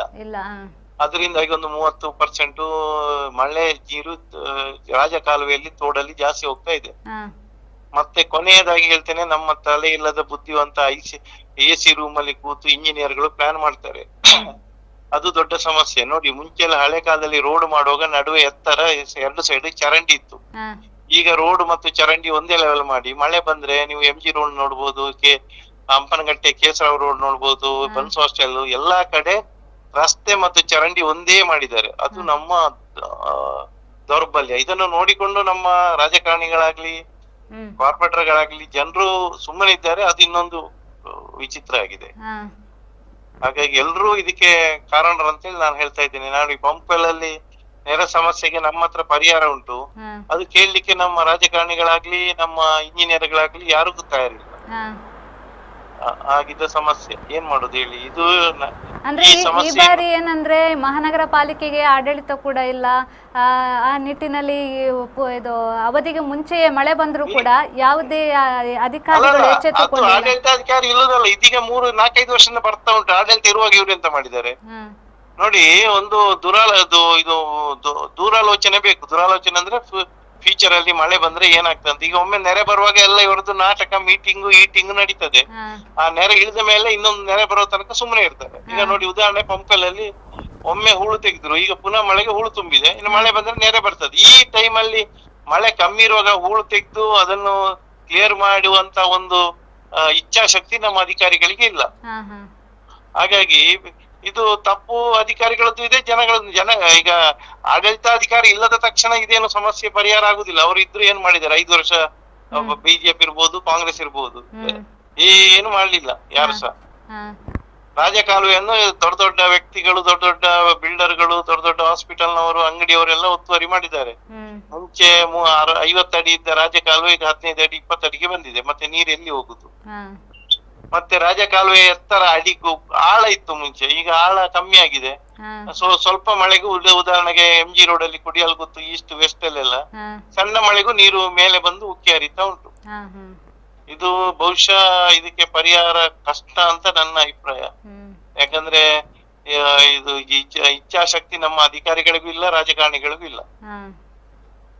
Okay sir, thank you. Yes madam. ಏನು ಅಧಿಕಾರಿಗಳ ಇಚ್ಛಾಶಕ್ತಿ ಇಲ್ಲದೆ ಈ ರೀತಿಯಾಗಿ ಆಗ್ತಾ ಇದೆ ನೋಡಿ. ಮಹಾನಗರ ಪಾಲಿಕೆಯಲ್ಲಿ ಆಡಳಿತ ಮಂಡಳಿ ಇರುವಂತಹ ಸಂದರ್ಭದಲ್ಲಿ ಅಂದ್ರೆ ಮೇಯರು, ಕಾರ್ಪೊರೇಟರ್ಗಳು ಇವರೆಲ್ಲ ಅಸ್ತಿತ್ವದಲ್ಲಿರುವಂತ ಸಂದರ್ಭದಲ್ಲಿ ಇಂತಹ ಸಮಸ್ಯೆ ಕಳೆದ 5 ವರ್ಷಗಳಿಂದಲೂ ಇತ್ತು. ಕಳೆದ 5 ವರ್ಷ ಮಹಾನಗರ ಪಾಲಿಕೆಯಲ್ಲಿ ಆಡಳಿತ ಇತ್ತಲ್ಲ, ಭಾರತೀಯ ಜನತಾ ಪಕ್ಷದ ಮೇಯರ್ಗಳು ಇಲ್ಲಿ ಆಡಳಿತ ಮಾಡಿದವರು. ಅವರ ಸಂದರ್ಭದಲ್ಲಿ ಪ್ರತಿ ವರ್ಷ ಈ ಸಮಸ್ಯೆ ಇತ್ತು, ಇಲ್ಲಂತ ಏನಿಲ್ಲ. ಅವರು ಅದಕ್ಕೆ ಏನು ಮಾರ್ಗೋಪಾಯವನ್ನು ಕಂಡುಹಿಡಿಬೇಕು ಎನ್ನುವುದನ್ನು ಅವರು ಆಲೋಚನೆಯೇ ಮಾಡಿಲ್ಲ. ಮಹಾನಗರ ಪಾಲಿಕೆಯಲ್ಲಿ ಯಾರಿಲ್ಲ, ಎಲ್ಲಾ ರೀತಿಯ ಅಧಿಕಾರಿಗಳಿದ್ದಾರೆ. ಆಯುಕ್ತರಿಂದ ಹಿಡಿದು ಅಧಿಕಾರಿಗಳು, ಇಂಜಿನಿಯರ್ಗಳು ಎಲ್ಲರೂ ಇದ್ದಾರೆ. ಯಾರು ಅದಕ್ಕೆ ಒಂದು ಮಾರ್ಗೋಪಾಯವನ್ನು ಕಂಡುಹಿಡಿಯಲಿಲ್ಲ. ಇಲ್ಲಿ ಮಾರ್ಗೋಪಾಯ ಅಂತ ಹೇಳಿದ್ರೆ ಇದು ದೊಡ್ಡ ಏನು ಬ್ರಹ್ಮಾಂಡ ಸೃಷ್ಟಿ ಮಾಡುವುದು ಅಲ್ಲ. ಇರುವಂತಹ ಸೃಷ್ಟಿಯಲ್ಲಿ ಇದ್ದದ್ದನ್ನು ಇದ್ದ ಹಾಗೆ ಒಂದು ವ್ಯವಸ್ಥೆ ಮಾಡುವಂತ ಇಚ್ಛಾಶಕ್ತಿ ಬೇಕು. ಎಲ್ಲದಕ್ಕೂ ನೀವು ಟೆಂಡರ್ ಕರಿಬೇಕು, ಟೆಂಡರ್ ಪಾಸ್ ಆಗಬೇಕು, ಅದಕ್ಕೆ ಯಾವುದಾದ್ರೂ ನಿಧಿಯನ್ನು ಕ್ರೋಢೀಕರಿಸಬೇಕು. ಈ ರೀತಿಯಾಗಿ ವ್ಯವಸ್ಥೆ ಮಾಡುವಂಥದ್ದಲ್ಲ. ಪ್ರಕೃತಿ ವಿಕೋಪದಂತಹ ಸಂದರ್ಭದಲ್ಲಿ ಮಹಾನಗರ ಪಾಲಿಕೆಯಲ್ಲಿ ಒಂದು ನಿರ್ದಿಷ್ಟವಾದ ನಿಧಿ ಇದ್ದೇ ಇರ್ತದೆ. ಪ್ರಕೃತಿ ವಿಕೋಪ ಆಗುವಾಗ ಅದಕ್ಕೆ ಖರ್ಚು ಮಾಡ್ಲಿಕ್ಕೆ ಅಂತ ಒಂದು ನಿಧಿ ಇಟ್ಟಿರ್ತಾರೆ, ಸಹಜವಾಗಿ ಇಟ್ಟಿರ್ತಾರೆ. ಆ ನಿಧಿಯನ್ನು ಬಳಸಿಕೊಂಡು ನೀವು ಮಳೆಗಾಲಕ್ಕಿಂತ ಒಂದು 2 ತಿಂಗಳು ಮೊದಲು ಎಲ್ಲ ಚರಂಡಿಗಳನ್ನು ಹೂಳೆತ್ತಿಸುವಂತಹ, ಕ್ಲೀನ್ ಮಾಡಿಸುವಂತಹ ಕೆಲಸವನ್ನು ಮಾಡಿದ್ರೆ ಇಂಥ ಯಾವ ಸಮಸ್ಯೆಯೂ ಇಲ್ಲ. ಮಳೆ ಬರುವಾಗ ಎಲ್ಲವೂ ಕ್ಲೀನ್ ಆಗಿರುತ್ತೆ, ನೀರು ತನ್ನಷ್ಟಕ್ಕೆ ಹೋಗ್ತಾ ಇರ್ತದೆ. ಆದ್ರೆ ಅದನ್ನು ಮಾಡುವುದೇ ಇಲ್ಲ ಅಂತ. ನಿಮ್ಗೆ ಮಳೆಗಾಲಕ್ಕಿಂತ ಪೂರ್ವಭಾವಿ ಸಭೆಯೊಂದು ಆಗ್ತದೆ ಜಿಲ್ಲಾಧಿಕಾರಿಗಳ ಕಚೇರಿಯಲ್ಲಿ. ಆ ಸಭೆಯಲ್ಲಿ ಮಹಾನಗರ ಪಾಲಿಕೆ ಸಂಬಂಧಪಟ್ಟವರು ಇರ್ತಾರೆ, ವಿವಿಧ ಇಲಾಖೆಯ ಅಧಿಕಾರಿಗಳು ಇರ್ತಾರೆ, ಎಲ್ಲರೂ. ಆ ಸಭೆಯಲ್ಲಿ ಆಗುವುದು ಏನು ಅಂತ ಹೇಳಿದರೆ, ಮಳೆಗಾಲದಲ್ಲಿ ಏನು ಮಾಡಬೇಕು ಸರ್, ಒಂದು 4 ಫೈಬರ್ ಬೋಟುಗಳು ಬೇಕು. 4 ಫೈಬರ್ ಬೋಟುಗಳು, ಅದು ರೆಸ್ಕ್ಯೂ ಮಾಡಲಿಕ್ಕೆ ಮತ್ತೆ ಇಂಥದ್ದೆಲ್ಲ ವ್ಯವಸ್ಥೆಗಳು ಬೇಕು ಅಂತ ಹೇಳಿ ಕೇಳುವುದೇ ಹೊರತು ಆ ಸಂದರ್ಭದಲ್ಲಿ ಶಾಶ್ವತ ಪರಿಹಾರವನ್ನು ಹುಡುಕುವುದಿಲ್ಲ. 4 ಫೈಬರ್ ಬೋಟುಗಳಿಗೆ ಎಷ್ಟು ಬಾಡಿಗೆಗೆ ಫಿಕ್ಸ್ ಮಾಡಬಹುದು, ಈ ವಿಚಾರದಲ್ಲಿ ಚರ್ಚೆ ಆಗ್ತದೆ ಹೊರತು ಬೇರೆ ವಿಚಾರ ಅಲ್ಲ. ಸರ್, ಉಪ್ಪಿನಂಗಡಿಯಲ್ಲಿ ಒಂದು ಬೋಟ್ ಬೇಕು, ಪಾಣೆಮಂಗಳೂರಲ್ಲಿ ಒಂದು ಬೋಟ್ ಇಡಬೇಕು, ಮತ್ತೆ ಇಲ್ಲಿ ಮರವೂರಲ್ಲಿ ಒಂದು ಬೋಟ್ ಬೇಕಾಗ್ತದೆ. ಇಷ್ಟೇ ಹೇಳ್ತಾರೆ ಹೊರತು ಆ ಬೋಟಿನ ಉಪಯೋಗ ಏನು ಅಂತ ಹೇಳೋದಿಲ್ಲ. ಈ ಬೋಟ್ ಯಾಕಂತ ಹೇಳಿದರೆ, ಮಳೆಗಾಲದಲ್ಲಿ ನೆರೆ ಬಂದಾಗ ಕೆಲವೊಂದು ಪ್ರದೇಶಗಳಿಗೆ ನೀರು ನುಗ್ತದೆ, ನೆರೆ ನೀರು ನುಗ್ತದೆ. ಆ ಸಂದರ್ಭದಲ್ಲಿ ಅಲ್ಲಿ ಸಿಲುಕಿಕೊಂಡಂಥವರನ್ನ ರಕ್ಷಣೆ ಮಾಡಲಿಕ್ಕೆ ಅಂತ ಹೇಳಿ ಆ ಬೋಟುಗಳು ಬೇಕು ಅಂತ ಹೇಳಿ. ಅದರಿಂದಾಗಿ ನೀವು ಮುಳುಗಡೆಯಾಗುವಂತಹ ಪ್ರದೇಶದಲ್ಲೇ ಮನೆಯನ್ನು ಕಟ್ಟಿಕೊಂಡಿರುವುದರಿಂದ, ಇದನ್ನು ಇವತ್ತು ನಿನ್ನೆದು ಸಮಸ್ಯೆ ಅಲ್ಲ. ಅವರ ಜಾಗ, ಅವರಲ್ಲಿ ಮನೆ ಕಟ್ಟಿಕೊಂಡಿದ್ದಾರೆ, ಅದು ಮುಳುಗಡೆಯಾಗುವಂತಹ ಪ್ರದೇಶ. ಆದ್ದರಿಂದ ಸಹಜವಾಗಿ ಅವರಿಗೆ ಗೊತ್ತಿರ್ತದೆ ಇಲ್ಲಿ ನೆರೆ ನೀರು ಬರ್ತದೆ, ನಾವು ಎತ್ತರದ ಪ್ರದೇಶಕ್ಕೆ, ಬೇರೆ ಪ್ರದೇಶಕ್ಕೆ ಹೋಗಬೇಕು. ಅವರನ್ನು ಆದಷ್ಟು ಬೇಗ ಅವರಾಗೆ ಹೋಗುವಂತಹ ವ್ಯವಸ್ಥೆಯನ್ನು ಮಾಡಿದ್ರೆ ಅವರು ಹೋಗ್ತಾರೆ. ಅಲ್ಲಿ ಗಂಜಿ ಕೇಂದ್ರ ಮಾಡೋದಾ, ಎಲ್ಲಿ ಇರುವುದಂತ ಮಾಡೋದಾ, ಅದೆಲ್ಲ ತಾಲೂಕು ಆಡಳಿತದ ಮತ್ತು ಮಹಾನಗರ ಪಾಲಿಕೆ ಆಡಳಿತದ ವ್ಯವಸ್ಥೆ ಒಂದು.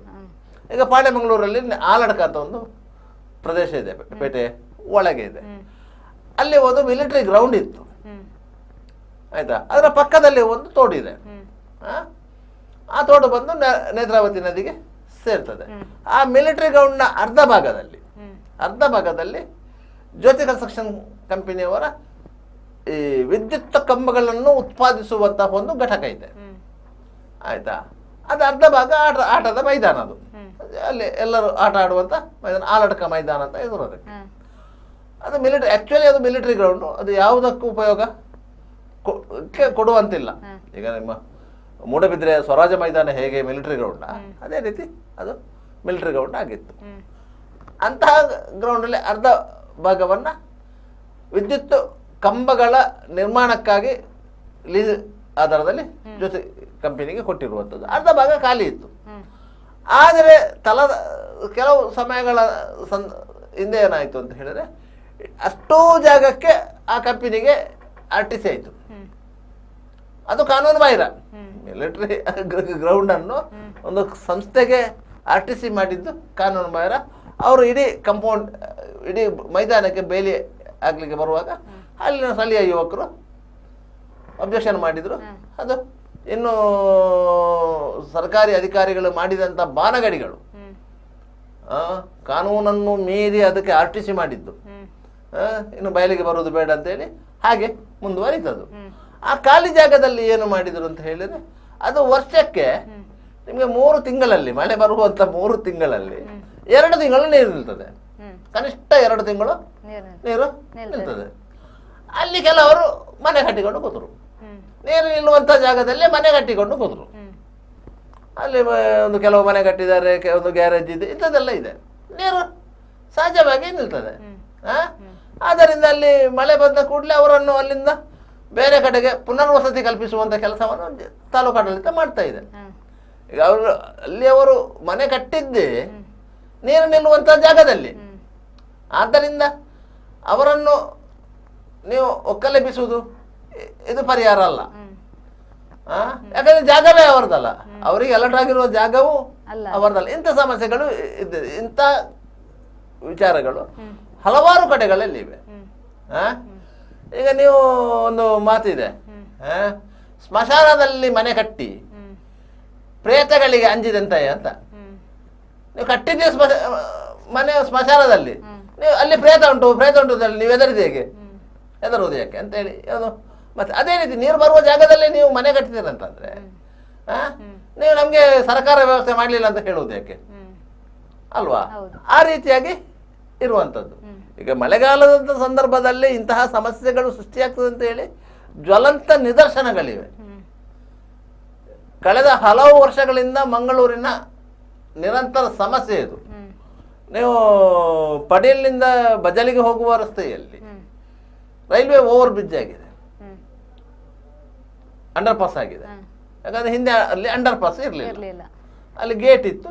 ಗೇಟ್ನಲ್ಲಿ ಗಂಟೆಗಟ್ಟಲೆ ವಾಹನಗಳು ನಿಲ್ಬೇಕಂತ ಅನಿವಾರ್ಯತೆ ಇತ್ತು. ಯಾಕಂತ ಹೇಳಿದರೆ ಮುಖ್ಯ ರೈಲ್ವೆ ಹಳಿ ಪಾಸ್ ಹೋಗ್ತಾ ಇದ್ದದ್ದು. ಆಗಿಂದಾಗೆ ರೈಲುಗಳು ಹೋಗ್ತಾ ಇರ್ತದೆ, ಗೂಡ್ಸ್ ರೈಲುಗಳು ಹೋಗ್ತಾ ಇರ್ತದೆ, ಎಲ್ಲವೂ ಅಲ್ಲಿಂದ ಹೋಗ್ತಿದ್ವಿ. ಒಂದು ಗಂಟೆಗೆ 3-4 ರೈಲುಗಳಾದರೂ ಅಲ್ಲಿಂದ ಪಾಸ್ ಆಗ್ತಾಯಿತ್ತು. ಪ್ರತಿ ರೈಲು ಪಾಸ್ ಆಗುವಾಗಲೂ ಮಿನಿಮಮ್ 15 ನಿಮಿಷ ಅಲ್ಲಿ ಬ್ಲಾಕ್ ಆಗ್ತಾ ಇತ್ತು. ಆಗ ಆ ಬ್ಲಾಕ್ ನಿಮಗೆ ಪಡೀಲುವರೆಗೆ ಬರ್ತಾ ಇತ್ತು, ಆಚೆಯಿಂದ ಜಲ್ಲಿಗುಡ್ಡೆವರೆಗೂ ಹೋಗ್ತಾ ಇತ್ತು ಒಮ್ಮೊಮ್ಮೆ. ಅಂತಹ ಪರಿಸ್ಥಿತಿಯಲ್ಲಿ ಅಲ್ಲಿ ಅಂಡರ್ ಪಾಸ್ ಆಗಬೇಕನ್ನೋ ಒತ್ತಡ ಬಂತು. ಸ್ಥಳೀಯರು ಎಲ್ಲರೂ ಸೇರಿದ್ರು, ಒತ್ತಡ ಹಾಕಿದ್ರು. ಕೊನೆಗೂ ಅಲ್ಲಿ ಅಂಡರ್ ಪಾಸ್ ಆಯಿತು.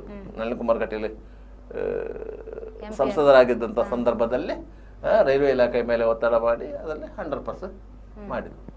ಒಂದು ಕಾಲದಲ್ಲಿ ಈಗಿನ ಕಂಕನಾಡಿ ರೈಲ್ವೆ ಸ್ಟೇಷನ್ನು ಅತ್ಯಂತ ದೊಡ್ಡ ಕೆರೆ ಅಂತೆ. ಆ ಕೆರೆಯನ್ನು ತುಂಬಿಸಿ ಅಲ್ಲಿ ರೈಲ್ವೆ ಸ್ಟೇಷನ್ ಮಾಡಿರೋದು. ಕೊಂಕಣ ರೈಲು ಆದಾಗ ರೈಲ್ವೆ ಹಳಿ ಆದಾಗ ಅಲ್ಲಿ ಆ ಕೆರೆಯನ್ನೆಲ್ಲ ತುಂಬಿಸಿ ಮಾಡಿರೋದಂತೆ. ಆದ್ದರಿಂದಾಗಿ ಅಲ್ಲಿ ನೀರು ನಿಲ್ಲುವಂತಹ ಜಾಗವೇ. ಕೆರೆ ಅಂತ ಹೇಳಿದರೆ ಅದು ಬೇರೆ ಕಡೆಗಳಿಂದ ಸ್ವಲ್ಪ ತಗ್ಗಿನಲ್ಲಿ ಇರ್ತದೆ, ಮೇಲಿಂದ ನೀರು ಹರಿದು ಕೆರೆಗೆ ಬರಬೇಕು. ಈಗಲೂ ಸಹ ಅಲ್ಲಿ ಒಂದು ಭಾಗದಲ್ಲಿ ನೀವು ಮಳೆಗಾಲ ಆರಂಭ ಆದ ಕೂಡಲೇ ಮೀನು ಹಿಡಿಲಿಕ್ಕೆಲ್ಲ ಹೋಗ್ತಾರೆ. ತೋಟಿನ ಮೀನುಗಳೆಲ್ಲ ಸಿಗ್ತದೆ, ಅಲ್ಲಿ ಹೋಗ್ತದೆ, ಅಲ್ಲಿ ಮೀನು ಸಿಗ್ತದೆ ಅಂತೇಳಿ ಹೋಗ್ತಾರೆ, ಮೀನು ಹಿಡಿತಾರೆ ಸರ್.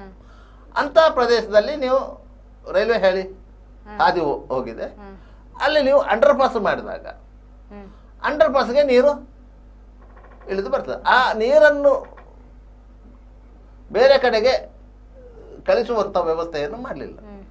ಸಹಜವಾಗಿಯೇ ನಿಮಗೆ ಒಂದು 50 ಮಿಲಿಲೀಟರ್ ಮಳೆ ಬಂದರೂ ಸಹ ಆ ಅಂಡರ್ ಪಾಸಲ್ಲಿ ನೀರು ನಿಲ್ತದೆ. ಅದಕ್ಕೆ ಲಾಸ್ಟಿಗೆ ಮಹಾನಗರ ಪಾಲಿಕೆಯವರು ಅದಕ್ಕೆ ಪಂಪಿಂಗ್ ಸಿಸ್ಟಮ್ ಮಾಡಿದರು. ಪಂಪಿನಿಂದ ನೀರನ್ನು ಎತ್ತಿ ಆ ಕಡೆ ತೋಡಿಗೆ ಬಿಡುವಂಥ ವ್ಯವಸ್ಥೆ ಮಾಡಿದ್ದಾರೆ. ಆದರೆ ಅದು ನಿಮಗೆ ನಿರಂತರವಾದ ಪರಿಹಾರ ಅಲ್ಲ. ನೀವಲ್ಲಿ ಅದಕ್ಕೆ ಒಂದು ಬೇರೆ ರೀತಿಯ ಪರಿಹಾರವನ್ನು ಅಲ್ಲಿ ಆ ಮೇಲಿನ ಪಡಿಲ್ ಕಡೆಯಿಂದ ಬರುವಂತಹ ನೀರನ್ನು ಆ ಅಂಡರ್ ಪಾಸಿನ ಮೂಲಕ ಬೇರೆ ಕಡೆಗೆ ಕಳುಹಿಸುವಂಥ ವ್ಯವಸ್ಥೆಯನ್ನು ತೋಡನ್ನು ಮಾಡಬೇಕು. ಅದನ್ನು ಮಾಡಲಿಕ್ಕೆ ಒಂದು ಕಡೆಯಲ್ಲಿ ರೈಲ್ವೆ ಇಲಾಖೆಯ ಜಾಗ, ಒಂದು ಕಡೆಯಲ್ಲಿ ಮಹಾನಗರ ಪಾಲಿಕೆಯ ನೀರು, ಜಾಗ ಅವ್ರದ್ದು, ನೀರು ಇವ್ರದ್ದು. ಆದ್ದರಿಂದ ಆ ತಿಕ್ಕಾಟದಲ್ಲಿ ನಿಂತುಕೊಂಡಿದೆ. ಇದು ಸಹಜವಾದ ಸಮಸ್ಯೆಗಳು. ಅಂಥ ಸಮಸ್ಯೆಗಳನ್ನು ಪರಿಣಾಮಕಾರಿಯಾಗಿ ನಿವಾರಿಸಲಿಕ್ಕೆ ಕ್ರಮ ಕೈಗೊಳ್ಳಬೇಕು. ಇಲ್ಲಿ ಮಂಗಳೂರು ನಗರದಲ್ಲಿ ಯಾಕೆ ನೀರು ರಸ್ತೆಯಲ್ಲಿ ನಿಲ್ತದೆ, ಅಂಗಡಿಗಳಿಗೆ ನುಗ್ತದೆ ಎನ್ನುವುದಕ್ಕೆ ಸ್ಪಷ್ಟ ಉತ್ತರವನ್ನು ಅಂಗಡಿಯವರೇ ಕೊಡ್ತಾರೆ. ಅವರ ಅಂಗಡಿಗೆ ಯಾಕೆ ನೀರು ನುಗ್ತದೆ ಎನ್ನುವುದಕ್ಕೆ ಅವರನ್ನ ಕೇಳಿದರೆ ಅವರೇ ಹೇಳ್ತಾರೆ. ಏನಂದ್ರೆ ಇವಾಗ ಮಂಗಳೂರು ಅಭಿವೃದ್ಧಿ ಆದಷ್ಟು ಏನು ಇಂತಹ ಸಮಸ್ಯೆಗಳೇ ಜಾಸ್ತಿ ಹುಟ್ಟಿಕೊಳ್ಳುತ್ತವೆ ಅಂತ. ಹೌದು, ಅಭಿವೃದ್ಧಿ ಆಗುವಂತಹ ಸಂದರ್ಭದಲ್ಲಿ ನಿಮಗೆ ಕೆಲವೊಂದು ನಿಯಮಾವಳಿಗಳನ್ನು ನಾವು ಗಾಳಿಗೆ ತೂರಿರ್ತೇವೆ. ಆ ನಿಯಮಾವಳಿಗಳನ್ನು ಯಾವಾಗ ಗಾಳಿಗೆ ತೂರಿದ್ದೆವೋ ಅಂಥ ಸಂದರ್ಭದಲ್ಲಿ ಇಂತಹ ಸಮಸ್ಯೆಗಳು ಸೃಷ್ಟಿಯಾಗುವುದು. ಈಗ ಮಂಗಳೂರು ಮಹಾನಗರ ಪಾಲಿಕೆಗೆ ಒಳಪಟ್ಟಂತ ಕಾರ್ ಸ್ಟ್ರೀಟ್ ಅಂತ ಹೇಳುವುದು, ರಥಬೀದಿ ಅಂತ ನಾವು ಹೇಳ್ತೇವೆ. ಒಂದು ಕಾಲದಲ್ಲಿ ಕಿಷ್ಕಿಂದೆ ಅಂತ ರಸ್ತೆ, 2 ವಾಹನಗಳು ಅಲ್ಲಿ ಪಾಸ್ ಆಗ್ತಿರುವುದು ಭಾರಿ ಕಷ್ಟದಲ್ಲಿ ಅಂತ ರಸ್ತೆ. ಆ ರಸ್ತೆಯ ಪಕ್ಕದಲ್ಲೇ ಅಂಗಡಿ, ಬಿಲ್ಡಿಂಗ್ಗಳು, ಒಂದು ಕಡೆಯಲ್ಲಿ ಒಂದು ದೇವಸ್ಥಾನ, ಈ ರೀತಿಯಂತ ಒಂದು ಪ್ರದೇಶ. ಅದು ಯಾವ ಕಾಲಕ್ಕೂ ಕಾರ್ ಸ್ಟ್ರೀಟ್ ಅನ್ನು ಡೆವಲಪ್ ಮಾಡಲಿಕ್ಕೆ ಸಾಧ್ಯನೇ ಇಲ್ಲ ಅಂತ ತೀರ್ಮಾನ ಮಾಡಲಾಗಿದ್ದಂಥ ಒಂದು ಪ್ರದೇಶ ಅದು. ಅಂಥ ಕಾರ್ ಸ್ಟ್ರೀಟು ಸಹಜವಾಗಿಯೇ ಒಬ್ಬ ಜಿಲ್ಲಾಧಿಕಾರಿ ಅವರ ಮುತುವರ್ಜಿಯಿಂದ ಅವರು ಖಡಕ್ ಆದ ನಿರ್ಧಾರ ತೆಗೆದುಕೊಂಡದಿಂದ ಆ ರಸ್ತೆ ಬದಿಯ ಅಂಗಡಿಗಳ ಬಿಲ್ಡಿಂಗನ್ನು ಎಲ್ಲಿ ಒತ್ತುವರಿ ಮಾಡಿಕೊಂಡು ಅಂಗಡಿಗಳನ್ನು ಕಟ್ಟಿದ್ರೆ ಅದನ್ನೆಲ್ಲ ಒಡೆದು ಅದನ್ನು ಸುಸಜ್ಜಿತವಾದ ಒಂದು ರಸ್ತೆ ನಿರ್ಮಾಣಕ್ಕೆ ಸಾಧ್ಯ. ಇವತ್ತು ಕಾರ್ ಸ್ಟ್ರೀಟ್ ಅಂತ ಹೇಳಿದರೆ ರಾಜಮಾರ್ಗವೇ, ಕಾರ್ ಸ್ಟ್ರೀಟ್ ಅಂದರೆ ರಾಜಮಾರ್ಗವೇ. ಆದರೆ ನೀರು ಹೋಗ್ಲಿಕ್ಕೆ ವ್ಯವಸ್ಥೆ ಎಲ್ಲಿ ಉಂಟು? ಇಲ್ಲ. ಚರಂಡಿ ವ್ಯವಸ್ಥೆ ಇಲ್ವಾ? ಉಂಟು. ಆ ಚರಂಡಿಯನ್ನು ಯಾವಾಗ ಇವರು ಕಟ್ಟಿದಾರೋ ಅಲ್ಲಿಂದ ಇವತ್ತಿನವರೆಗೆ ಓಪನ್ ಮಾಡಲಿಲ್ಲ, ಕ್ಲೀನ್ ಮಾಡಲಿಲ್ಲ. ಎಲ್ಲ ಕಸಗಡ್ಡೆಗಳು ಆ ಚರಂಡಿಯಲ್ಲಿ ತುಂಬಿಕೊಂಡಿದೆ.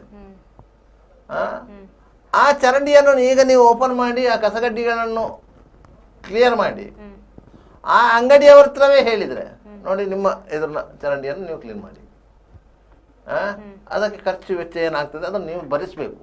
ಯಾಕಂದ್ರೆ ನಿಮ್ಮ ಅಂಗಡಿಗೆ ವ್ಯಾಪಾರ ಆಗೋದು ಇಲ್ಲ, ನೀರು ನುಗ್ಗೋದು ನಿಮ್ಮ ಅಂಗಡಿಗೆ ಅಂತ ಹೇಳಲಿಕ್ಕೆ ಸಾಧ್ಯ ಆಗೋದಿಲ್ಲ. ಯಾಕಂತೇಳಿ ಅವರು ಹೇಳ್ತಾರೆ, ನಾವು ಟ್ಯಾಕ್ಸ್ ಕಟ್ತೇವೆ ಮಹಾನಗರ ಪಾಲಿಕೆಗೆ, ಅದರ ಜವಾಬ್ದಾರಿ ಮಹಾನಗರ ಪಾಲಿಕೆಯದ್ದು, ಅವರು ಮಾಡಿ ಅಂತ ಹೇಳಿ ಆಯ್ತು ಅಂತೇಳಿ ಮಹಾನಗರ ಪಾಲಿಕೆಯವರು ನಾಳೆ ಕೊಂಡೋಗಿ JCB ನಿಲ್ಲಿಸಿದರೆ ಅಷ್ಟು ಅಂಗಡಿಯವರು ಆ JCB ಎದುರಲ್ಲಿ ಪ್ರತಿಭಟನೆ ಮಾಡ್ತಾರೆ.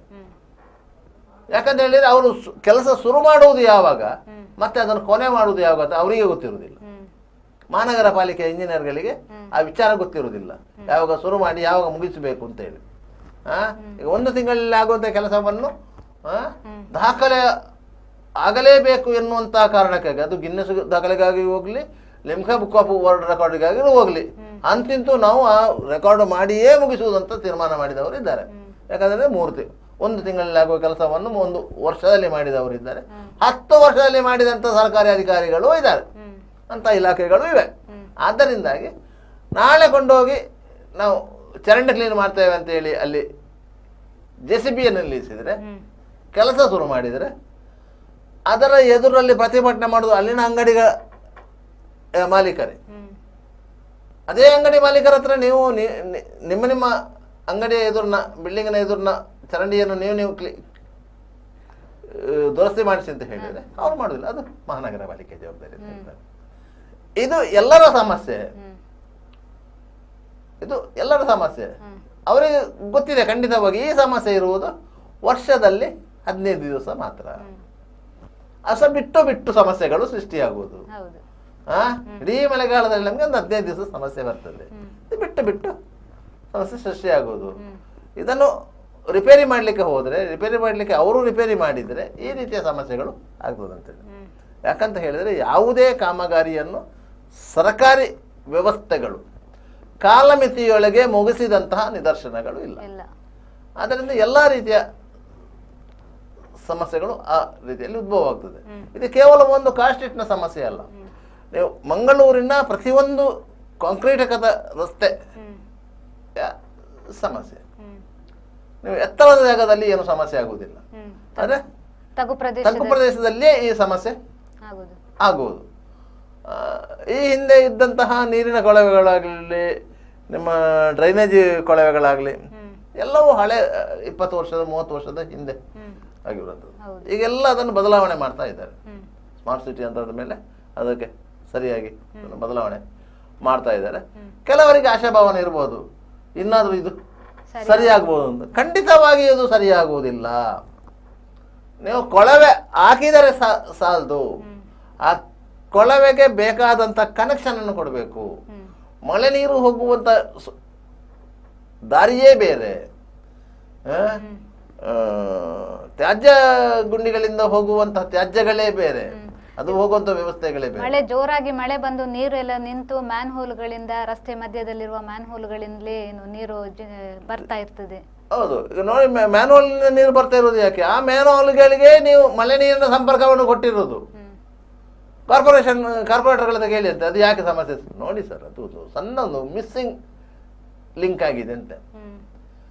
ನೀವು ಒಂದು ಅಪಾರ್ಟ್ಮೆಂಟಿನ ತ್ಯಾಜ್ಯವನ್ನ ನೀವು ಡ್ರೈನೇಜಿಗೆ ಕೊಡುವುದಕ್ಕಿಂತ ಕೊಟ್ರೆ, ಅದೇ ಅಪಾರ್ಟ್ಮೆಂಟ್ನ ನೀರಿನ ಇದನ್ನು ಅದೇ ಡ್ರೈನೇಜಿಗೆ ಕೊಟ್ಟಿರೋದು. ನಿಮಗೆ ತ್ಯಾಜ್ಯಗಳು ಎಲ್ಲಿಗೆ ಹೋಗಬೇಕು, ಮಳೆ ನೀರು ಎಲ್ಲಿಗೆ ಹೋಗಬೇಕು, ತ್ಯಾಜ್ಯಗಳು ಎಲ್ಲಿಗೆ ಹೋಗಬೇಕು, STPಗೆ ಹೋಗಬೇಕು. ಈಗ ಬೇರೆ ಬೇರೆ ಕಡೆಗಳಲ್ಲಿ STPಗಳು ಮಾಡಿದ್ದಾರೆ. ಮುಳ್ಳಕಾಡಲ್ಲಿ ಮಾಡಿದ್ದಾರೆ, ಕಾವೂರಲ್ಲಿ ಮಾಡಿದ್ದಾರೆ, ನಿಮ್ಮ ಎಕ್ಕೂರಲ್ಲಿ ಮಾಡಿದ್ದಾರೆ, ಬೇರೆ ಬೇರೆ ಕಡೆಗಳಲ್ಲಿ STPಗಳನ್ನು ಮಾಡಿದ್ದಾರೆ. ಅಲ್ಲಿ STPಗಳಿಗೆ ಹೋಗಬೇಕು, STPಗಳಲ್ಲಿ ಏನಾದರೂ ಟ್ರೀಟ್ಮೆಂಟ್ ಆಗಬೇಕು, ಈ ರೀತಿಯ ಒಂದು ವ್ಯವಸ್ಥೆಯನ್ನು ಮಾಡಿದ್ದಾರೆ ಆಲ್ರೆಡಿ. ಅಲ್ಲಿಗೆ ಹೋಗಬೇಕು. ಅಲ್ಲಿಗೆ ಹೋದ ಮೇಲೆ ಅದು ತ್ಯಾಜ್ಯದ್ದು. ಈ ಮಳೆ ನೀರು ಅದು ತೋಡಲ್ಲಿ ಹೋಗಬೇಕು, ಚರಂಡಿಯಲ್ಲಿ ಹೋಗಬೇಕು. ಚರಂಡಿಯಲ್ಲಿ ಹೋಗಿ ಅದು ರಾಜಕಾಲುವೆಗೆ ಸೇರಬೇಕು. ರಾಜಕಾಲುವೆಯಿಂದ ಅದು ಹೊಳೆಗೆ ಸೇರಬೇಕು, ಹೊಳೆಯಿಂದ ಅದು ಸಮುದ್ರಕ್ಕೆ ಸೇರಬೇಕು. ತ್ಯಾಜ್ಯ ಹೋಗುವುದು ಮತ್ತು ನೀರು ಹೋಗುವುದು, ಮಳೆ ನೀರು ಹೋಗುವುದು, ಅದು ಎರಡು ಸಪರೇಟ್ ವ್ಯವಸ್ಥೆ. ಅದನ್ನು ನಾವೇನು ಮಾಡಿದ್ದೇವೆ ಅಂತ ಹೇಳಿ ಒಂದೇ ವ್ಯವಸ್ಥೆ ಒಳಗೆ ಸುರಿಸಿಬಿಟ್ಟಿದ್ದೇವೆ. ಯಾಕಂದ್ರೆ ತ್ಯಾಜ್ಯ ಹೋಗುವಂತಹ ಏನು ಕೊಳವೆ ಇದೆ, ಅದಕ್ಕೆ ಮಳೆ ನೀರು ಹೋಗುವ ಕೊಳವೆಯನ್ನು ತಿಳಿಸ್ಬೇಕು. ಕೇಳಿದ್ರೆ ಅದು ಮಿಸ್ಸಿಂಗ್ ಲಿಂಕ್ ಆಗಿದೆ. ಒಂದು ರಸ್ತೆಯನ್ನು, ಕಾಂಕ್ರೀಟ್ ರಸ್ತೆಯನ್ನು 1 ವರ್ಷದಲ್ಲಿ ಕನಿಷ್ಠ ಬಾರಿ 4 ಬಾರಿ ಆಗಿದ್ದಾರೆ. ಕನಿಷ್ಠ ಬಾರಿ 4 ಬಾರಿ ಆಗಿದ್ದಾರೆ. ಯಾಕೆ? ಪೈಪ್ಲೈನ್ ಹಾಕ್ಲಿಕ್ಕೆ. ಯಾಕೆ ಅಲ್ಲಿ ಕಾಂಕ್ರೀಟ್ ಹಾಕುವಾಗ ಗೊತ್ತಿರಲಿಲ್ಲ ಅದು ಪೈಪ್ಲೈನ್ ಹಾಕಬೇಕು ಅಂತ ಹೇಳಿ. ಪೈಪ್ಲೈನ್ ಹಾಕಬೇಕಂತ ಗೊತ್ತಿತ್ತ ತಾನೆ, ಇಂಥ ಪೈಪ್ಲೈನ್ ಇದೆ ಅಂತ ಹೇಳಿ. ನೀವು ಪೈಪ್ಲೈನ್ ಅನ್ನು ಬದಲಾವಣೆ ಮಾಡುವುದಾದ್ರೆ, ಮೊದಲು 2 ಇಂಚಿದ್ದು ಪೈಪ್ ಇತ್ತು, ಈಗಿನ ಜನಸಾಂದ್ರತೆಗೆ ತಕ್ಕಂತೆ 4 ಇಂಚಿನ ಪೈಪ್ ಮಾಡಬೇಕು. ಪೈಪ್ ಹಾಕಬೇಕಾದ್ರೆ ನೀವು ಅದನ್ನು ಬದಲಾವಣೆ ಮಾಡಬೇಕು. ನೀವು ಪ್ರಯೋಜನ ಇಡಬೇಕಿತ್ತಲ್ಲ.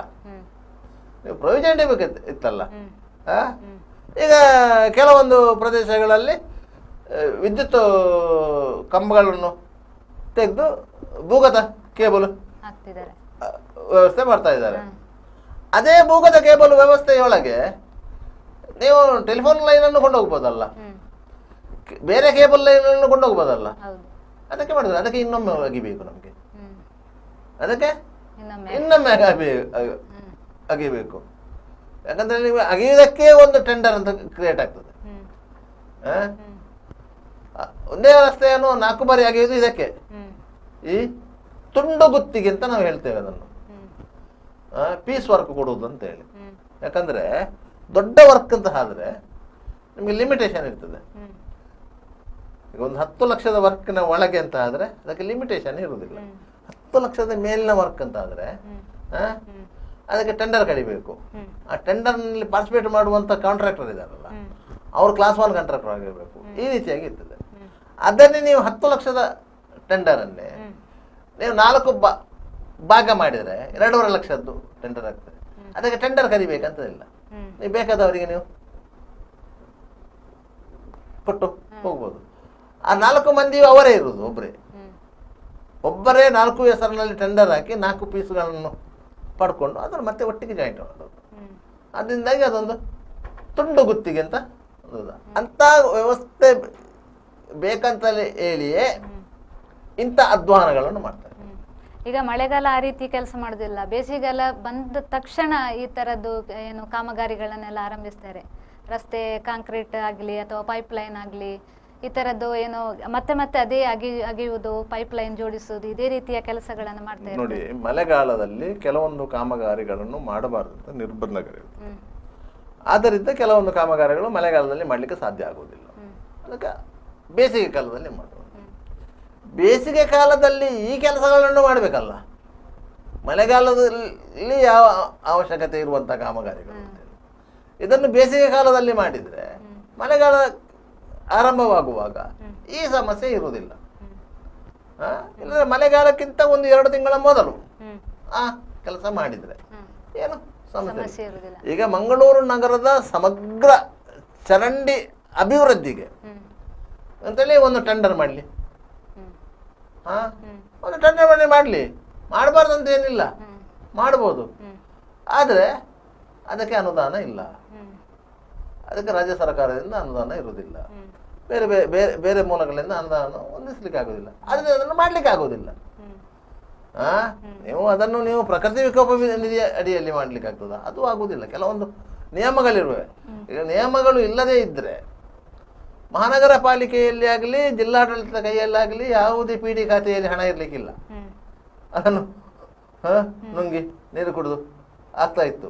ಯಾಕಂತ ಹೇಳಿದ್ರೆ 10 ರೂಪಾಯಿ ಚಹಾಕ್ಕೆ 100 ರೂಪಾಯಿ ಬಿಲ್ ಮಾಡುವಂತಹ ಬಿಲ್ವಿದ್ದ ಪ್ರವೀಣರುಗಳೇ ಇರುವುದು. ಸರ್ಕಾರಿ ಇಲಾಖೆಗಳಲ್ಲಿ ಕೆಲವು ಅಧಿಕಾರಿಗಳಿದೆ, ಅವರನ್ನು ನಾವು ಬಿಲ್ಲು ವಿದ್ಯೆ ಪ್ರವೀಣರು ಅಂತ ಹೇಳ್ತೇವೆ. ಯಾಕಂದ್ರೆ ಬಿಲ್ಲು ವಿದ್ಯೆ ಅಂದ್ರೆ ಬಿಲ್ಲು ಬಾಣ ಇಟ್ಕೊಂಡು ಹೋಗೋದಲ್ಲ, ಈ ಬಿಲ್ಲು ಮಾಡುವುದು. ಯಾವ ರೀತಿಯಲ್ಲಿ ಅಕ್ರಮ ಮಾಡ್ಲಿಕ್ಕೆ ಆಗ್ತದೆ, ಯಾವ ರೀತಿಯಲ್ಲಿ ದುಡ್ಡು ಉಳಿಲಿಕ್ಕೆ ಆಗ್ತದೆ ಅಂತ ಒಂದು ಬಿಲ್ಲು ಮಾಡ್ತಾರಲ್ಲ, ಅಂತಹ ಬಿಲ್ಲುಗಳನ್ನು ಮಾಡುವಂತ ಬಿಲ್ಲು ವಿದ್ಯೆ ಪ್ರವೀಣರೇ ಆ ಮಹಾನಗರ ಪಾಲಿಕೆಯಲ್ಲಿ ಆಗಲಿ ಜಿಲ್ಲಾಡಳಿತದಲ್ಲಾಗಲಿ ಇರುವಂತಹ ಅಧಿಕಾರಿಗಳು ಇರ್ತಾರೆ. ಆದ್ದರಿಂದಾಗಿ ಇಂತಹ ಸಮಸ್ಯೆಗಳು ದಿನದಿಂದ ದಿನಕ್ಕೆ ಹೆಚ್ಚಾಗುತ್ತದೆ ಹೋಗ್ತದೆ ಹೊರತು ಅದೊಂದು ನಿಯಂತ್ರಣಕ್ಕೂ ಬರುವುದಿಲ್ಲ, ಕಡಿಮೆಯೂ ಆಗುವುದಿಲ್ಲ. ಅಟ್ಲೀಸ್ಟ್ ನಿಯಂತ್ರಣಕ್ಕಾದ್ರೂ ಬರಬೇಕು, ಕಡಿಮೆ ಆಗೋದು. ಈಗ ಅಧಿಕಾರಿಗಳು ಯಾಕೆ ಶಾಶ್ವತ ಯೋಜನೆಯನ್ನು ಕೂಡ ಕಲ್ಪಿಸ್ತಾ ಇಲ್ಲ ಅಂತ ಚರಂಡಿ ವ್ಯವಸ್ಥೆ? ನೋಡಿ, ಅಧಿಕಾರಿಗಳಿಗೆ ದೂರದೃಷ್ಟಿ ಇಲ್ಲ. ಬೇರೆ ಬೇರೆ ರಾಜ್ಯಗಳಿಂದ ಬೇರೆ ಬೇರೆ ಜಿಲ್ಲೆಗಳಿಂದ ಬಂದಂತ ಅಧಿಕಾರಿಗಳು ಇಲ್ಲಿ ಅಧಿಕಾರದಲ್ಲಿ ಇರುವಂತವರು, ಮತ್ತೆ ಸ್ಥಳೀಯರು ಕೆಲವು ಅಧಿಕಾರಿಗಳು ಇರ್ತಾರೆ. ಅವರಿಗೆ ಅವರ ಆಫೀಸ್ ವರ್ಕ್ ಎಷ್ಟು ಮುಖ್ಯವಾಗಿರ್ತದೆ ಅದನ್ನೇ ಅವರು ಗಮನದಲ್ಲಿ ಇಟ್ಕೊಳ್ಳೋದು ಹೊರತು ಹೊರಗೆ ಏನು ನಡೀತದೆ ಎನ್ನುವುದು ಅವರ ಗಮನದಲ್ಲಿ ಬರುವುದಿಲ್ಲ. ನಿಮಗೆ ಮಹಾನಗರ ಪಾಲಿಕೆಯನ್ನು ನೀವು ಗಮನದಲ್ಲಿಟ್ಟುಕೊಂಡ್ರೆ ಮಹಾನಗರ ಪಾಲಿಕೆಯ ಹಿಂಬದಿಯಲ್ಲಿ ಅವರ ಕಂಪೌಂಡಿನ ಒಳಗೆ ಇರುವಂತಹ ತ್ಯಾಜ್ಯವನ್ನು ಅವರಿಗೆ ವಿಲೇವಾರಿ ಮಾಡಲಿಕ್ಕೆ ಸಾಧ್ಯ ಆಗಿಲ್ಲ. ಮತ್ತೆ ಮಂಗಳೂರು ನಗರದ ತ್ಯಾಜ್ಯವನ್ನು ವಿಲೇವಾರಿ ಮಾಡ್ತಾರೆ ಅಂತ ನಾವು ನಂಬಲಿಕ್ಕೆ ಆಗ್ತದೆ? ಆಗುದಿಲ್ಲ. ಮಂಗಳೂರು ಮಹಾನಗರ ಪಾಲಿಕೆಯ ಎದುರಿನಲ್ಲೇ ಇರುವಂಥ ಸಮಸ್ಯೆಗಳನ್ನು ಅವರಿಗೆ ವಿಲೇವಾರಿ ಮಾಡಲಿಕ್ಕೆ ಆಗಲಿಲ್ಲ. ನೀವು ಕೆಲವು ದಿನಗಳ ಹಿಂದೆ ಹೇಳಿದರು ಅನಧಿಕೃತ ಬ್ಯಾನರು ಬಂಟಿಂಗ್ ಎಲ್ಲ ತೆಗೆಯುವುದು. ಅವರ ಕಚೇರಿ ಎದುರಲ್ಲಿ 10 ಬ್ಯಾನರ್ಗಳು ಬಂತು, ಅದನ್ನು ತೆಗಿಲಿಕ್ಕೆ ಹೋಗ್ಲಿಲ್ಲ. ಅದರಿಂದಾಗಿ ಮಹಾನಗರ ಪಾಲಿಕೆ ಅಧಿಕಾರಿಗಳು ಕೆಲಸ ಮಾಡ್ತಾರೆ ಎನ್ನುವಂತ ನಿರೀಕ್ಷೆ ಯಾರು ಇಟ್ಟುಕೊಳ್ಳುವುದು ಬೇಡ. ಈ ಹಿಂದೆಯೂ ಮಾಡಿದ್ದು ಅಷ್ಟೇ, ಮಹಾನಗರ ಪಾಲಿಕೆ ಅಧಿಕಾರಿಗಳು ಈಗಲೂ ಮಾಡಿದ್ದು ಅಷ್ಟೇ.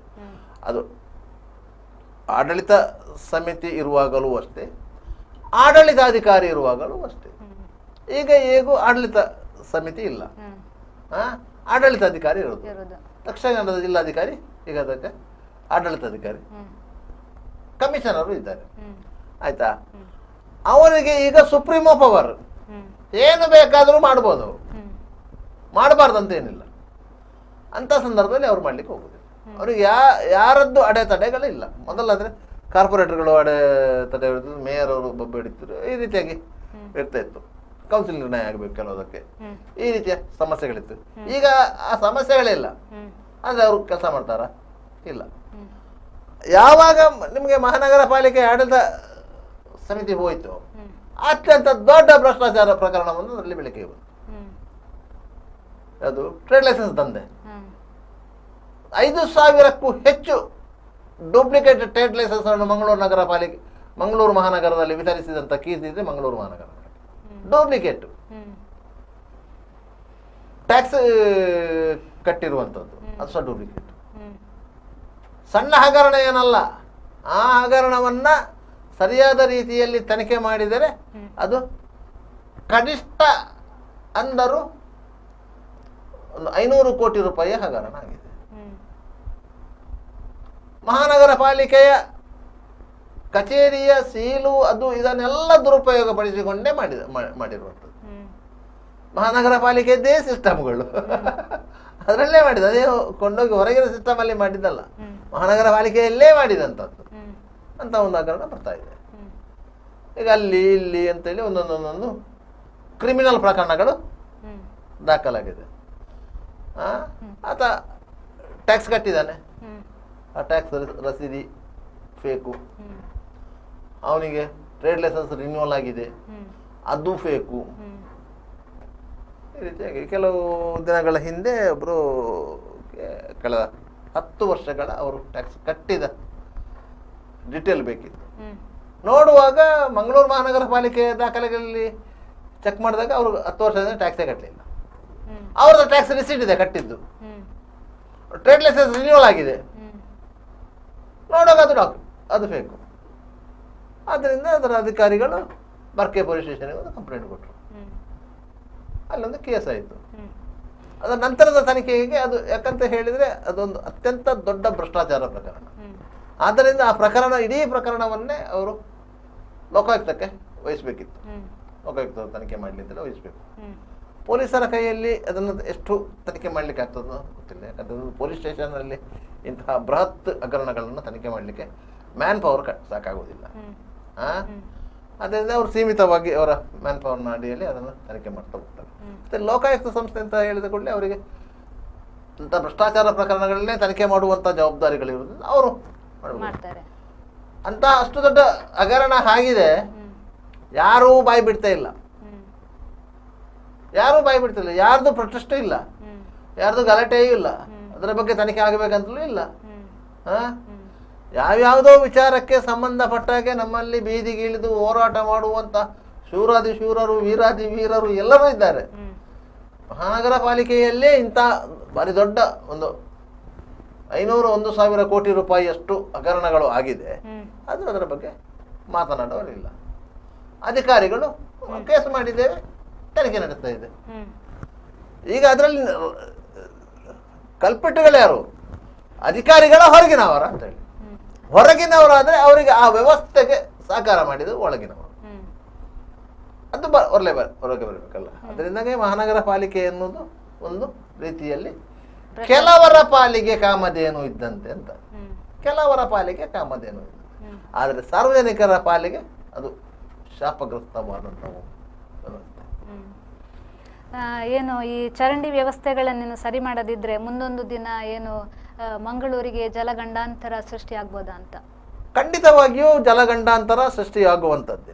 ಯಾಕಂತ ಹೇಳಿದರೆ ಇತ್ತೀಚೆಗೆ ನಿರ್ಮಾಣವಾದ ಬಿಲ್ಡಿಂಗ್ಗಳು ಕುಸಿಲಿಕ್ಕಿಲ್ಲ. ಆದರೆ ಹಿಂದೆ ನಿರ್ಮಾಣವಾದಂತಹ ಆ ಕಾಲಘಟ್ಟಕ್ಕೆ ಸರಿಯಾಗಿ ನಿರ್ಮಾಣವಾದಂತಹ ಕಟ್ಟಡಗಳು ಉಳಿಯುವಂಥದ್ದು ಇಲ್ಲ. ನಿಮಗೆ ಎಲ್ಲ ಕಡೆಗಳಲ್ಲೂ ಇದೇ ರೀತಿಯ ಪರಿಸ್ಥಿತಿ ಸೃಷ್ಟಿಯಾಗ್ತದೆ. ಜನರು ರಸ್ತೆಯಲ್ಲಿ ಓಡಾಡದಂತ ಪರಿಸ್ಥಿತಿ ನಿರ್ಮಾಣ ಆಗುತ್ತೆ. ಈಗ ನಾವು ಹೊಸ ಹೊಸ ರೀತಿಯಲ್ಲಿ ಲೇಔಟ್ಗಳು ನಿರ್ಮಾಣ ಆಗ್ತದೆ, ಟೌನ್ಶಿಪ್ಗಳು ಬರ್ತದೆ. ಈಗ ಎಲ್ಲವೂ ಡೆವಲಪ್ಮೆಂಟ್ ಆಗುವಂತಹ ಪ್ರದೇಶಗಳಿದು. ಮಂಗಳೂರು ಮಹಾನಗರ ಪಾಲಿಕೆಗೆ ಒಂದು ಸೈಡ್ನಿಂದ ಡೆವಲಪ್ಮೆಂಟ್ ಆಗ್ಲಿಕ್ಕೆ ಸಾಧ್ಯ ಆಗುದಿಲ್ಲ. ಸ್ಮಾರ್ಟ್ ಸಿಟಿ ಹೆಸರಿನಲ್ಲಿ ಕಾಮಗಾರಿಗಳೆಲ್ಲ ಕೆಲವೊಂದೆಲ್ಲ ಆಗ್ತಾ ಇದೆ. ಸ್ಮಾರ್ಟ್ ಸಿಟಿ ಹೆಸರಲ್ಲಿ ಬೇಕಾದ ಕಾಮಗಾರಿಗಳಾಗ್ತಾ ಇದೆ. ಆ ಕಾಮಗಾರಿಯ ಗುಣಮಟ್ಟದ ಬಗ್ಗೆ ನಮಗೂ ಸಹ ಸಂಶಯಗಳಿವೆ. ಕಾಮಗಾರಿಯ ಗುಣಮಟ್ಟದ ಬಗ್ಗೆ ಸಂಶಯಗಳಿವೆ. ಅದರ ಜೊತೆಗೆ ಆ ಕಾಮಗಾರಿಯಿಂದಾಗಿ ಬೇರೆ ಸಮಸ್ಯೆಗಳು ಸೃಷ್ಟಿಯಾಗುವಂತ ನಿದರ್ಶನಗಳಿವೆ. ಮುಖ್ಯವಾಗಿ ನೀವು ಒಂದು ಕಾಮಗಾರಿ ಮಾಡುವಾಗ ಆ ಕಾಮಗಾರಿಯಿಂದ ಬಾಹ್ಯ ತೊಂದರೆಗಳು ಏನಿದೆ ಅದನ್ನು ವೈಜ್ಞಾನಿಕವಾಗಿ ನೀವು ತಿಳ್ಕೊಳ್ಬೇಕು. ಒಂದು ಕೇವಲ ಒಂದು ರಸ್ತೆ ಡೆವಲಪ್ಮೆಂಟ್ ಮಾಡೋದು, ರಸ್ತೆಯನ್ನು ಅಗಲಗೊಳಿಸುವುದು ಮಾತ್ರ ಒಂದು ಡೆವಲಪ್ಮೆಂಟ್ ಅಲ್ಲ. ಆ ಅಗಲಗೊಳಿಸಿದ ರಸ್ತೆಯಲ್ಲಿಗೆ ಪೂರಕ ವ್ಯವಸ್ಥೆಗಳನ್ನು ನೀವು ಡೆವಲಪ್ ಮಾಡಬೇಕು. ಒಂದು ರಸ್ತೆಗೆ ಒಂದು ಚರಂಡಿ ಇರಲೇಬೇಕು, ಆ ಚರಂಡಿ ಇರಲೇಬೇಕು, ಆ ಚರಂಡಿಯಲ್ಲಿ ನೀರು ಹೋಗಲೇಬೇಕು. ಈಗ ಯಾವ ಚರಂಡಿಯಲ್ಲಿ ನೀರು ಹೋಗುವುದಿಲ್ಲ, ಇದು ಸಮಸ್ಯೆ ಆಗೋದು. ಅದರಿಂದಾಗಿ ಸ್ಮಾರ್ಟ್ ಸಿಟಿ ಅಂತ ನಾವು ಹೇಳ್ತೇವೆ. ಇನ್ನೂ ಸಹ ಈ ಸಿಟಿ ಅಭಿವೃದ್ಧಿ ಆಗುವಂತಹ ಸಿಟಿ. ಯಾಕಂತ ಹೇಳಿದ್ರೆ ಇನ್ನು ಮುಂದಕ್ಕೆ ಇದು ಬೃಹತ್ ಮಂಗಳೂರು ಮಹಾನಗರ ಪಾಲಿಕೆ ಆಗುವಂತಹ ಎಲ್ಲ ಸಾಧ್ಯತೆಗಳು ಇವೆ, ತಲಪಾಡಿಯಿಂದ ಮುಲ್ಕಿಯ ತನಕ. ಅದರಿಂದಾಗಿ ಅಂತಹ ಸಂದರ್ಭದಲ್ಲಿ ಈಗ ಇರುವಂತಹ 60 ವಾರ್ಡ್ ಏನಿದೆ ಅದು 150 ವಾರ್ಡ್ಗಳಿಗೆ ಎಚ್ಚರ ಆಗುವಂತಹ ಸಂದರ್ಭಗಳಿವೆ. ಅದರಿಂದ ಇಡೀ ಎಲ್ಲವನ್ನು ಸೇರಿಸಿಕೊಂಡು ಒಂದು ಮಾಸ್ಟರ್ ಪ್ಲಾನ್ ರೂಪಣೆ ಮಾಡುವುದಾದ್ರೆ ನೀ ಆರಂಭದಲ್ಲಿ ಏನು ಕೇಂದ್ರ ಸ್ಥಾನ ಇದೆ ಮಂಗಳೂರು, ಅಲ್ಲಿನ ವ್ಯವಸ್ಥೆಯನ್ನು ಸರಿ ಮಾಡಬೇಕು. ಆಗ ನಿಮಗೆ ಗೊತ್ತಾಗುತ್ತೆ ಇಲ್ಲಿ ಈ ವ್ಯವಸ್ಥೆಯನ್ನು ಈ ರೀತಿಯಾಗಿ ಮಾಡಿದರೆ ಬೇರೆ ಬೇರೆ ಕಡೆಗಳಲ್ಲಿ ಈ ರೀತಿಯಾಗಿ ಮಾಡಲಿಕ್ಕೆ ಸಾಧ್ಯ ಆಗ್ತದೆ. ನೀವು ಯಾವುದೇ ಗುಡ್ಡವನ್ನು ಅಗೆದು ನೀವು ಒಂದು ಲೇಔಟ್ ಮಾಡ್ತೀರಿ ಅಂತಾದ್ರೆ ಆ ಗುಡ್ಡದಿಂದ ಹರಿದು ಬರುವಂತ ನೀರಿಗೆ ಏನು ವ್ಯವಸ್ಥೆ ಮಾಡ್ತೀರಿ ಎನ್ನುವುದು ಸಹ ಮುಖ್ಯ ಆಗುತ್ತೆ. ಬೇಸಿಗೆ ಕಾಲದಲ್ಲಿ ನೀವು ಗುಡ್ಡ ಅಗೆಯುವುದು, ಲೇಔಟ್ ಮಾಡುದು, ಮಳೆಗಾಲದಲ್ಲಿ ಆ ಮಣ್ಣು ಸೆಟ್ ಆಗಿರುವುದಿಲ್ಲ, ಅದು ಕುಸಿತದೆ. ಕೆಲವು ದಿನಗಳ ಹಿಂದೆ ಮಂಜನಾಡಿಯಲ್ಲಿ ಆದಂತ ದುರಂತ ನಮ್ಮ ಕಣ್ಣ ಮುಂದಿದೆ, ಕಣ್ಣೂರಲ್ಲಿ ಆದಂತ ದುರಂತ ನಮ್ಮ ಕಣ್ಣು ಮುಂದಿದೆ. ಇಂತಹ ದುರಂತಗಳು ಇನ್ನು ನಿರಂತರವಾಗಿ ನಡೀಲಿಕ್ಕೆ ಆರಂಭ ಆಗುತ್ತೆ. ಯಾಕಂತ ಹೇಳಿದ್ರೆ ಮಂಗಳೂರು ಅಂತ ಹೇಳಿದ್ರೆ ಇದರ ಸುತ್ತಮುತ್ತಲಿನ ಪ್ರದೇಶಗಳು ಅದು ಸಮತಟ್ಟಾದ ನೆಲಗಳು ಅಲ್ಲ. ಕೆಲವೊಂದು ಕಡೆ ಎತ್ತರದ ಗುಡ್ಡ ಪ್ರದೇಶಗಳಿರುತ್ತೆ, ಒಂದು ಕೆಲವೊಂದು ಕಡೆ ಇಳಿಜಾರು ಪ್ರದೇಶಗಳಿರುತ್ತೆ. ಅದರಿಂದ ಸಮತಟ್ಟಾದ ಪ್ರದೇಶದಲ್ಲಿ ನಿರ್ಮಿತವಾದಂಥ ನಗರ ಅಲ್ಲ, ಮತ್ತು ಪ್ಲ್ಯಾಂಡ್ ಸಿಟಿಯೂ ಅಲ್ಲ. ಪ್ಲ್ಯಾಂಡ್ ಸಿಟಿಯೂ ಅಲ್ಲ ಇದು. ಇದು ಹೇಗೆ ಬೆಳ್ಕೊಂಡು ಹೋಗಿದೆ ಆ ರೀತಿಯಾಗಿ ಬೆಳೆದುಕೊಂಡು ಹೋಗಿದೆ. ಆದ್ದರಿಂದ ಇದಕ್ಕೆ ಒಂದು ಚೌಕಟ್ಟು ಇಲ್ಲ. ಚೌಕಟ್ಟು ಇಲ್ಲದಂತೆ ನಿರ್ಮಾಣವಾದಂಥ ನಗರ. ಅದರಿಂದ ಇದಕ್ಕೊಂದು ನಗರಕ್ಕೆ ಅತ್ಯಂತ ಸುಂದರ ನಗರ, ಸಾಕಷ್ಟು ಮರ ಗಿಡಗಳು ಎಲ್ಲ ಬೆಳೆದಂಥ ನಗರಗಳು, ದೇವಸ್ಥಾನಗಳು, ಬೇರೆ ಬೇರೆ ಧಾರ್ಮಿಕ ಕೇಂದ್ರಗಳು ಎಲ್ಲವೂ ಇದೆ ಮಂಗಳೂರಲ್ಲಿ, ಇಲ್ಲಂತ ಏನಿಲ್ಲ. ಅದಕ್ಕಿಂತ ಜಾಸ್ತಿಯಾಗಿ ಇದು ಎಜುಕೇಶನಲ್ ಹಬ್. ದೇಶ ವಿದೇಶಗಳಿಂದ ವಿದ್ಯಾರ್ಥಿಗಳು ಬರುವಂತ ಪ್ರದೇಶ. ಇಲ್ಲಿ ಎಲ್ಲ ರೀತಿಯ ವಾಣಿಜ್ಯ ಬೆಳವಣಿಗೆಗಳಿಗೆ, ವಾಣಿಜ್ಯ ಉದ್ದೇಶಗಳಿಗೆ. ಸುದ್ದಿ, ಮಾಹಿತಿ, ಮನೋರಂಜನೆಗಾಗಿ ನೋಡ್ತಾ ಇರಿ V4 news.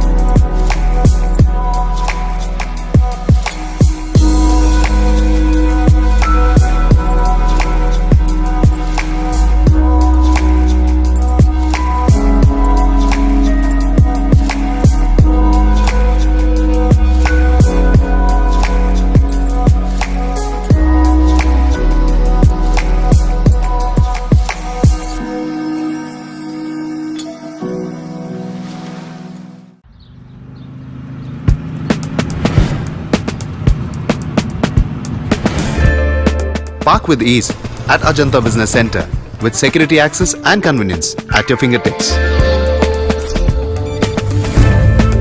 Step into a welcoming lobby where a warm smile greets you and your clients. With top-tier amenities, Ajanta set the stage for our success, leading us to Ashoka Business Center as a next upgrade. Invest in workspaces managed by Vertex. Invest Smart. Invest in Mangaluru. The Father Mullah Charitable Institutions, the most modern linear accelerator, only one of its kind in this region for specific burning of cancer cells. We have all precision equipments and instruments for both invasive and non-invasive surgical procedures and diagnosis, ultrasonic color Doppler, CT scan and MRI machines. The operation theatres are equipped with contemporary equipments, high-tech intensive care units, neo and postnatal units, burns unit, cath lab and cardiothoracic units are fully equipped. Our NICU is the largest in the city. The blood bank and cell separator and casualty are 24-hour services. The Father Mullah Charitable Institutions. Ideal ice cream, milky way to your heart.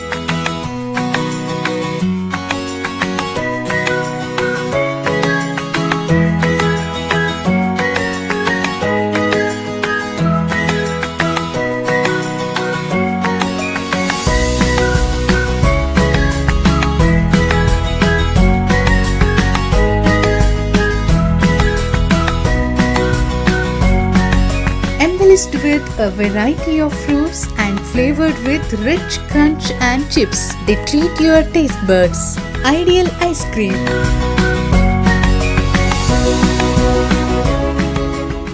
Be Devdas Ganpati Pai Enterprises. All kinds of quality and attractive material available at one place. Biggest showroom in Mangalore city. Admired by public at large. The showroom of your choice. Be Devdas Ganpati Pai Enterprises near New Chitra Talkies, Mangalore. AJ Hospital and Research Center is a leading advanced tertiary healthcare center of India, serving the coastal citizens and spreading good health across the sea line. AJ Hospital and Research Center is a specialized Medicare center providing service to more than 30 major medical disciplines, embracing new technologies to offer high-level healthcare that matches the best in the country. Our technical and medical expertise include foremost services in cadaveric organ retrieval, drug-eluting stent placement, pediatric lab nephrectomy, ambulance services, dermatology, ENT, nephrology and many more. AJ Hospital and Research Center, Kuntikana, Mangaluru. Call 222553. Vasudeva Stores, store for your inner needs. Visit us to find trendy innerwear from major brands.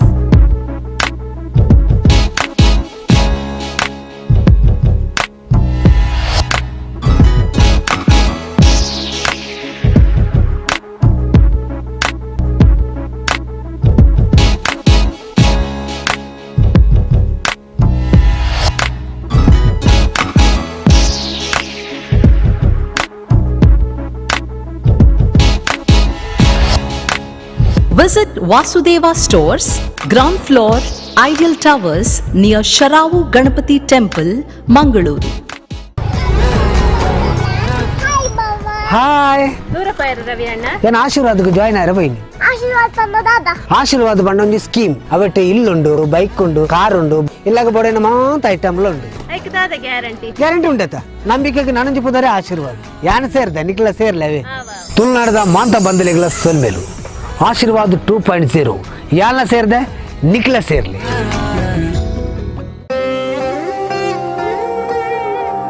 ಆಹಾ, shining ಆದ್ರೆ ಏನೋ missing.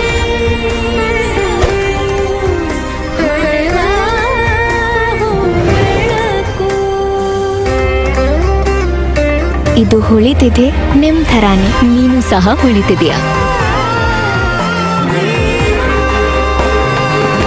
ಶತಮಾನದ ವಾರಸುದಾರಿಕೆಯ ಹೊಸ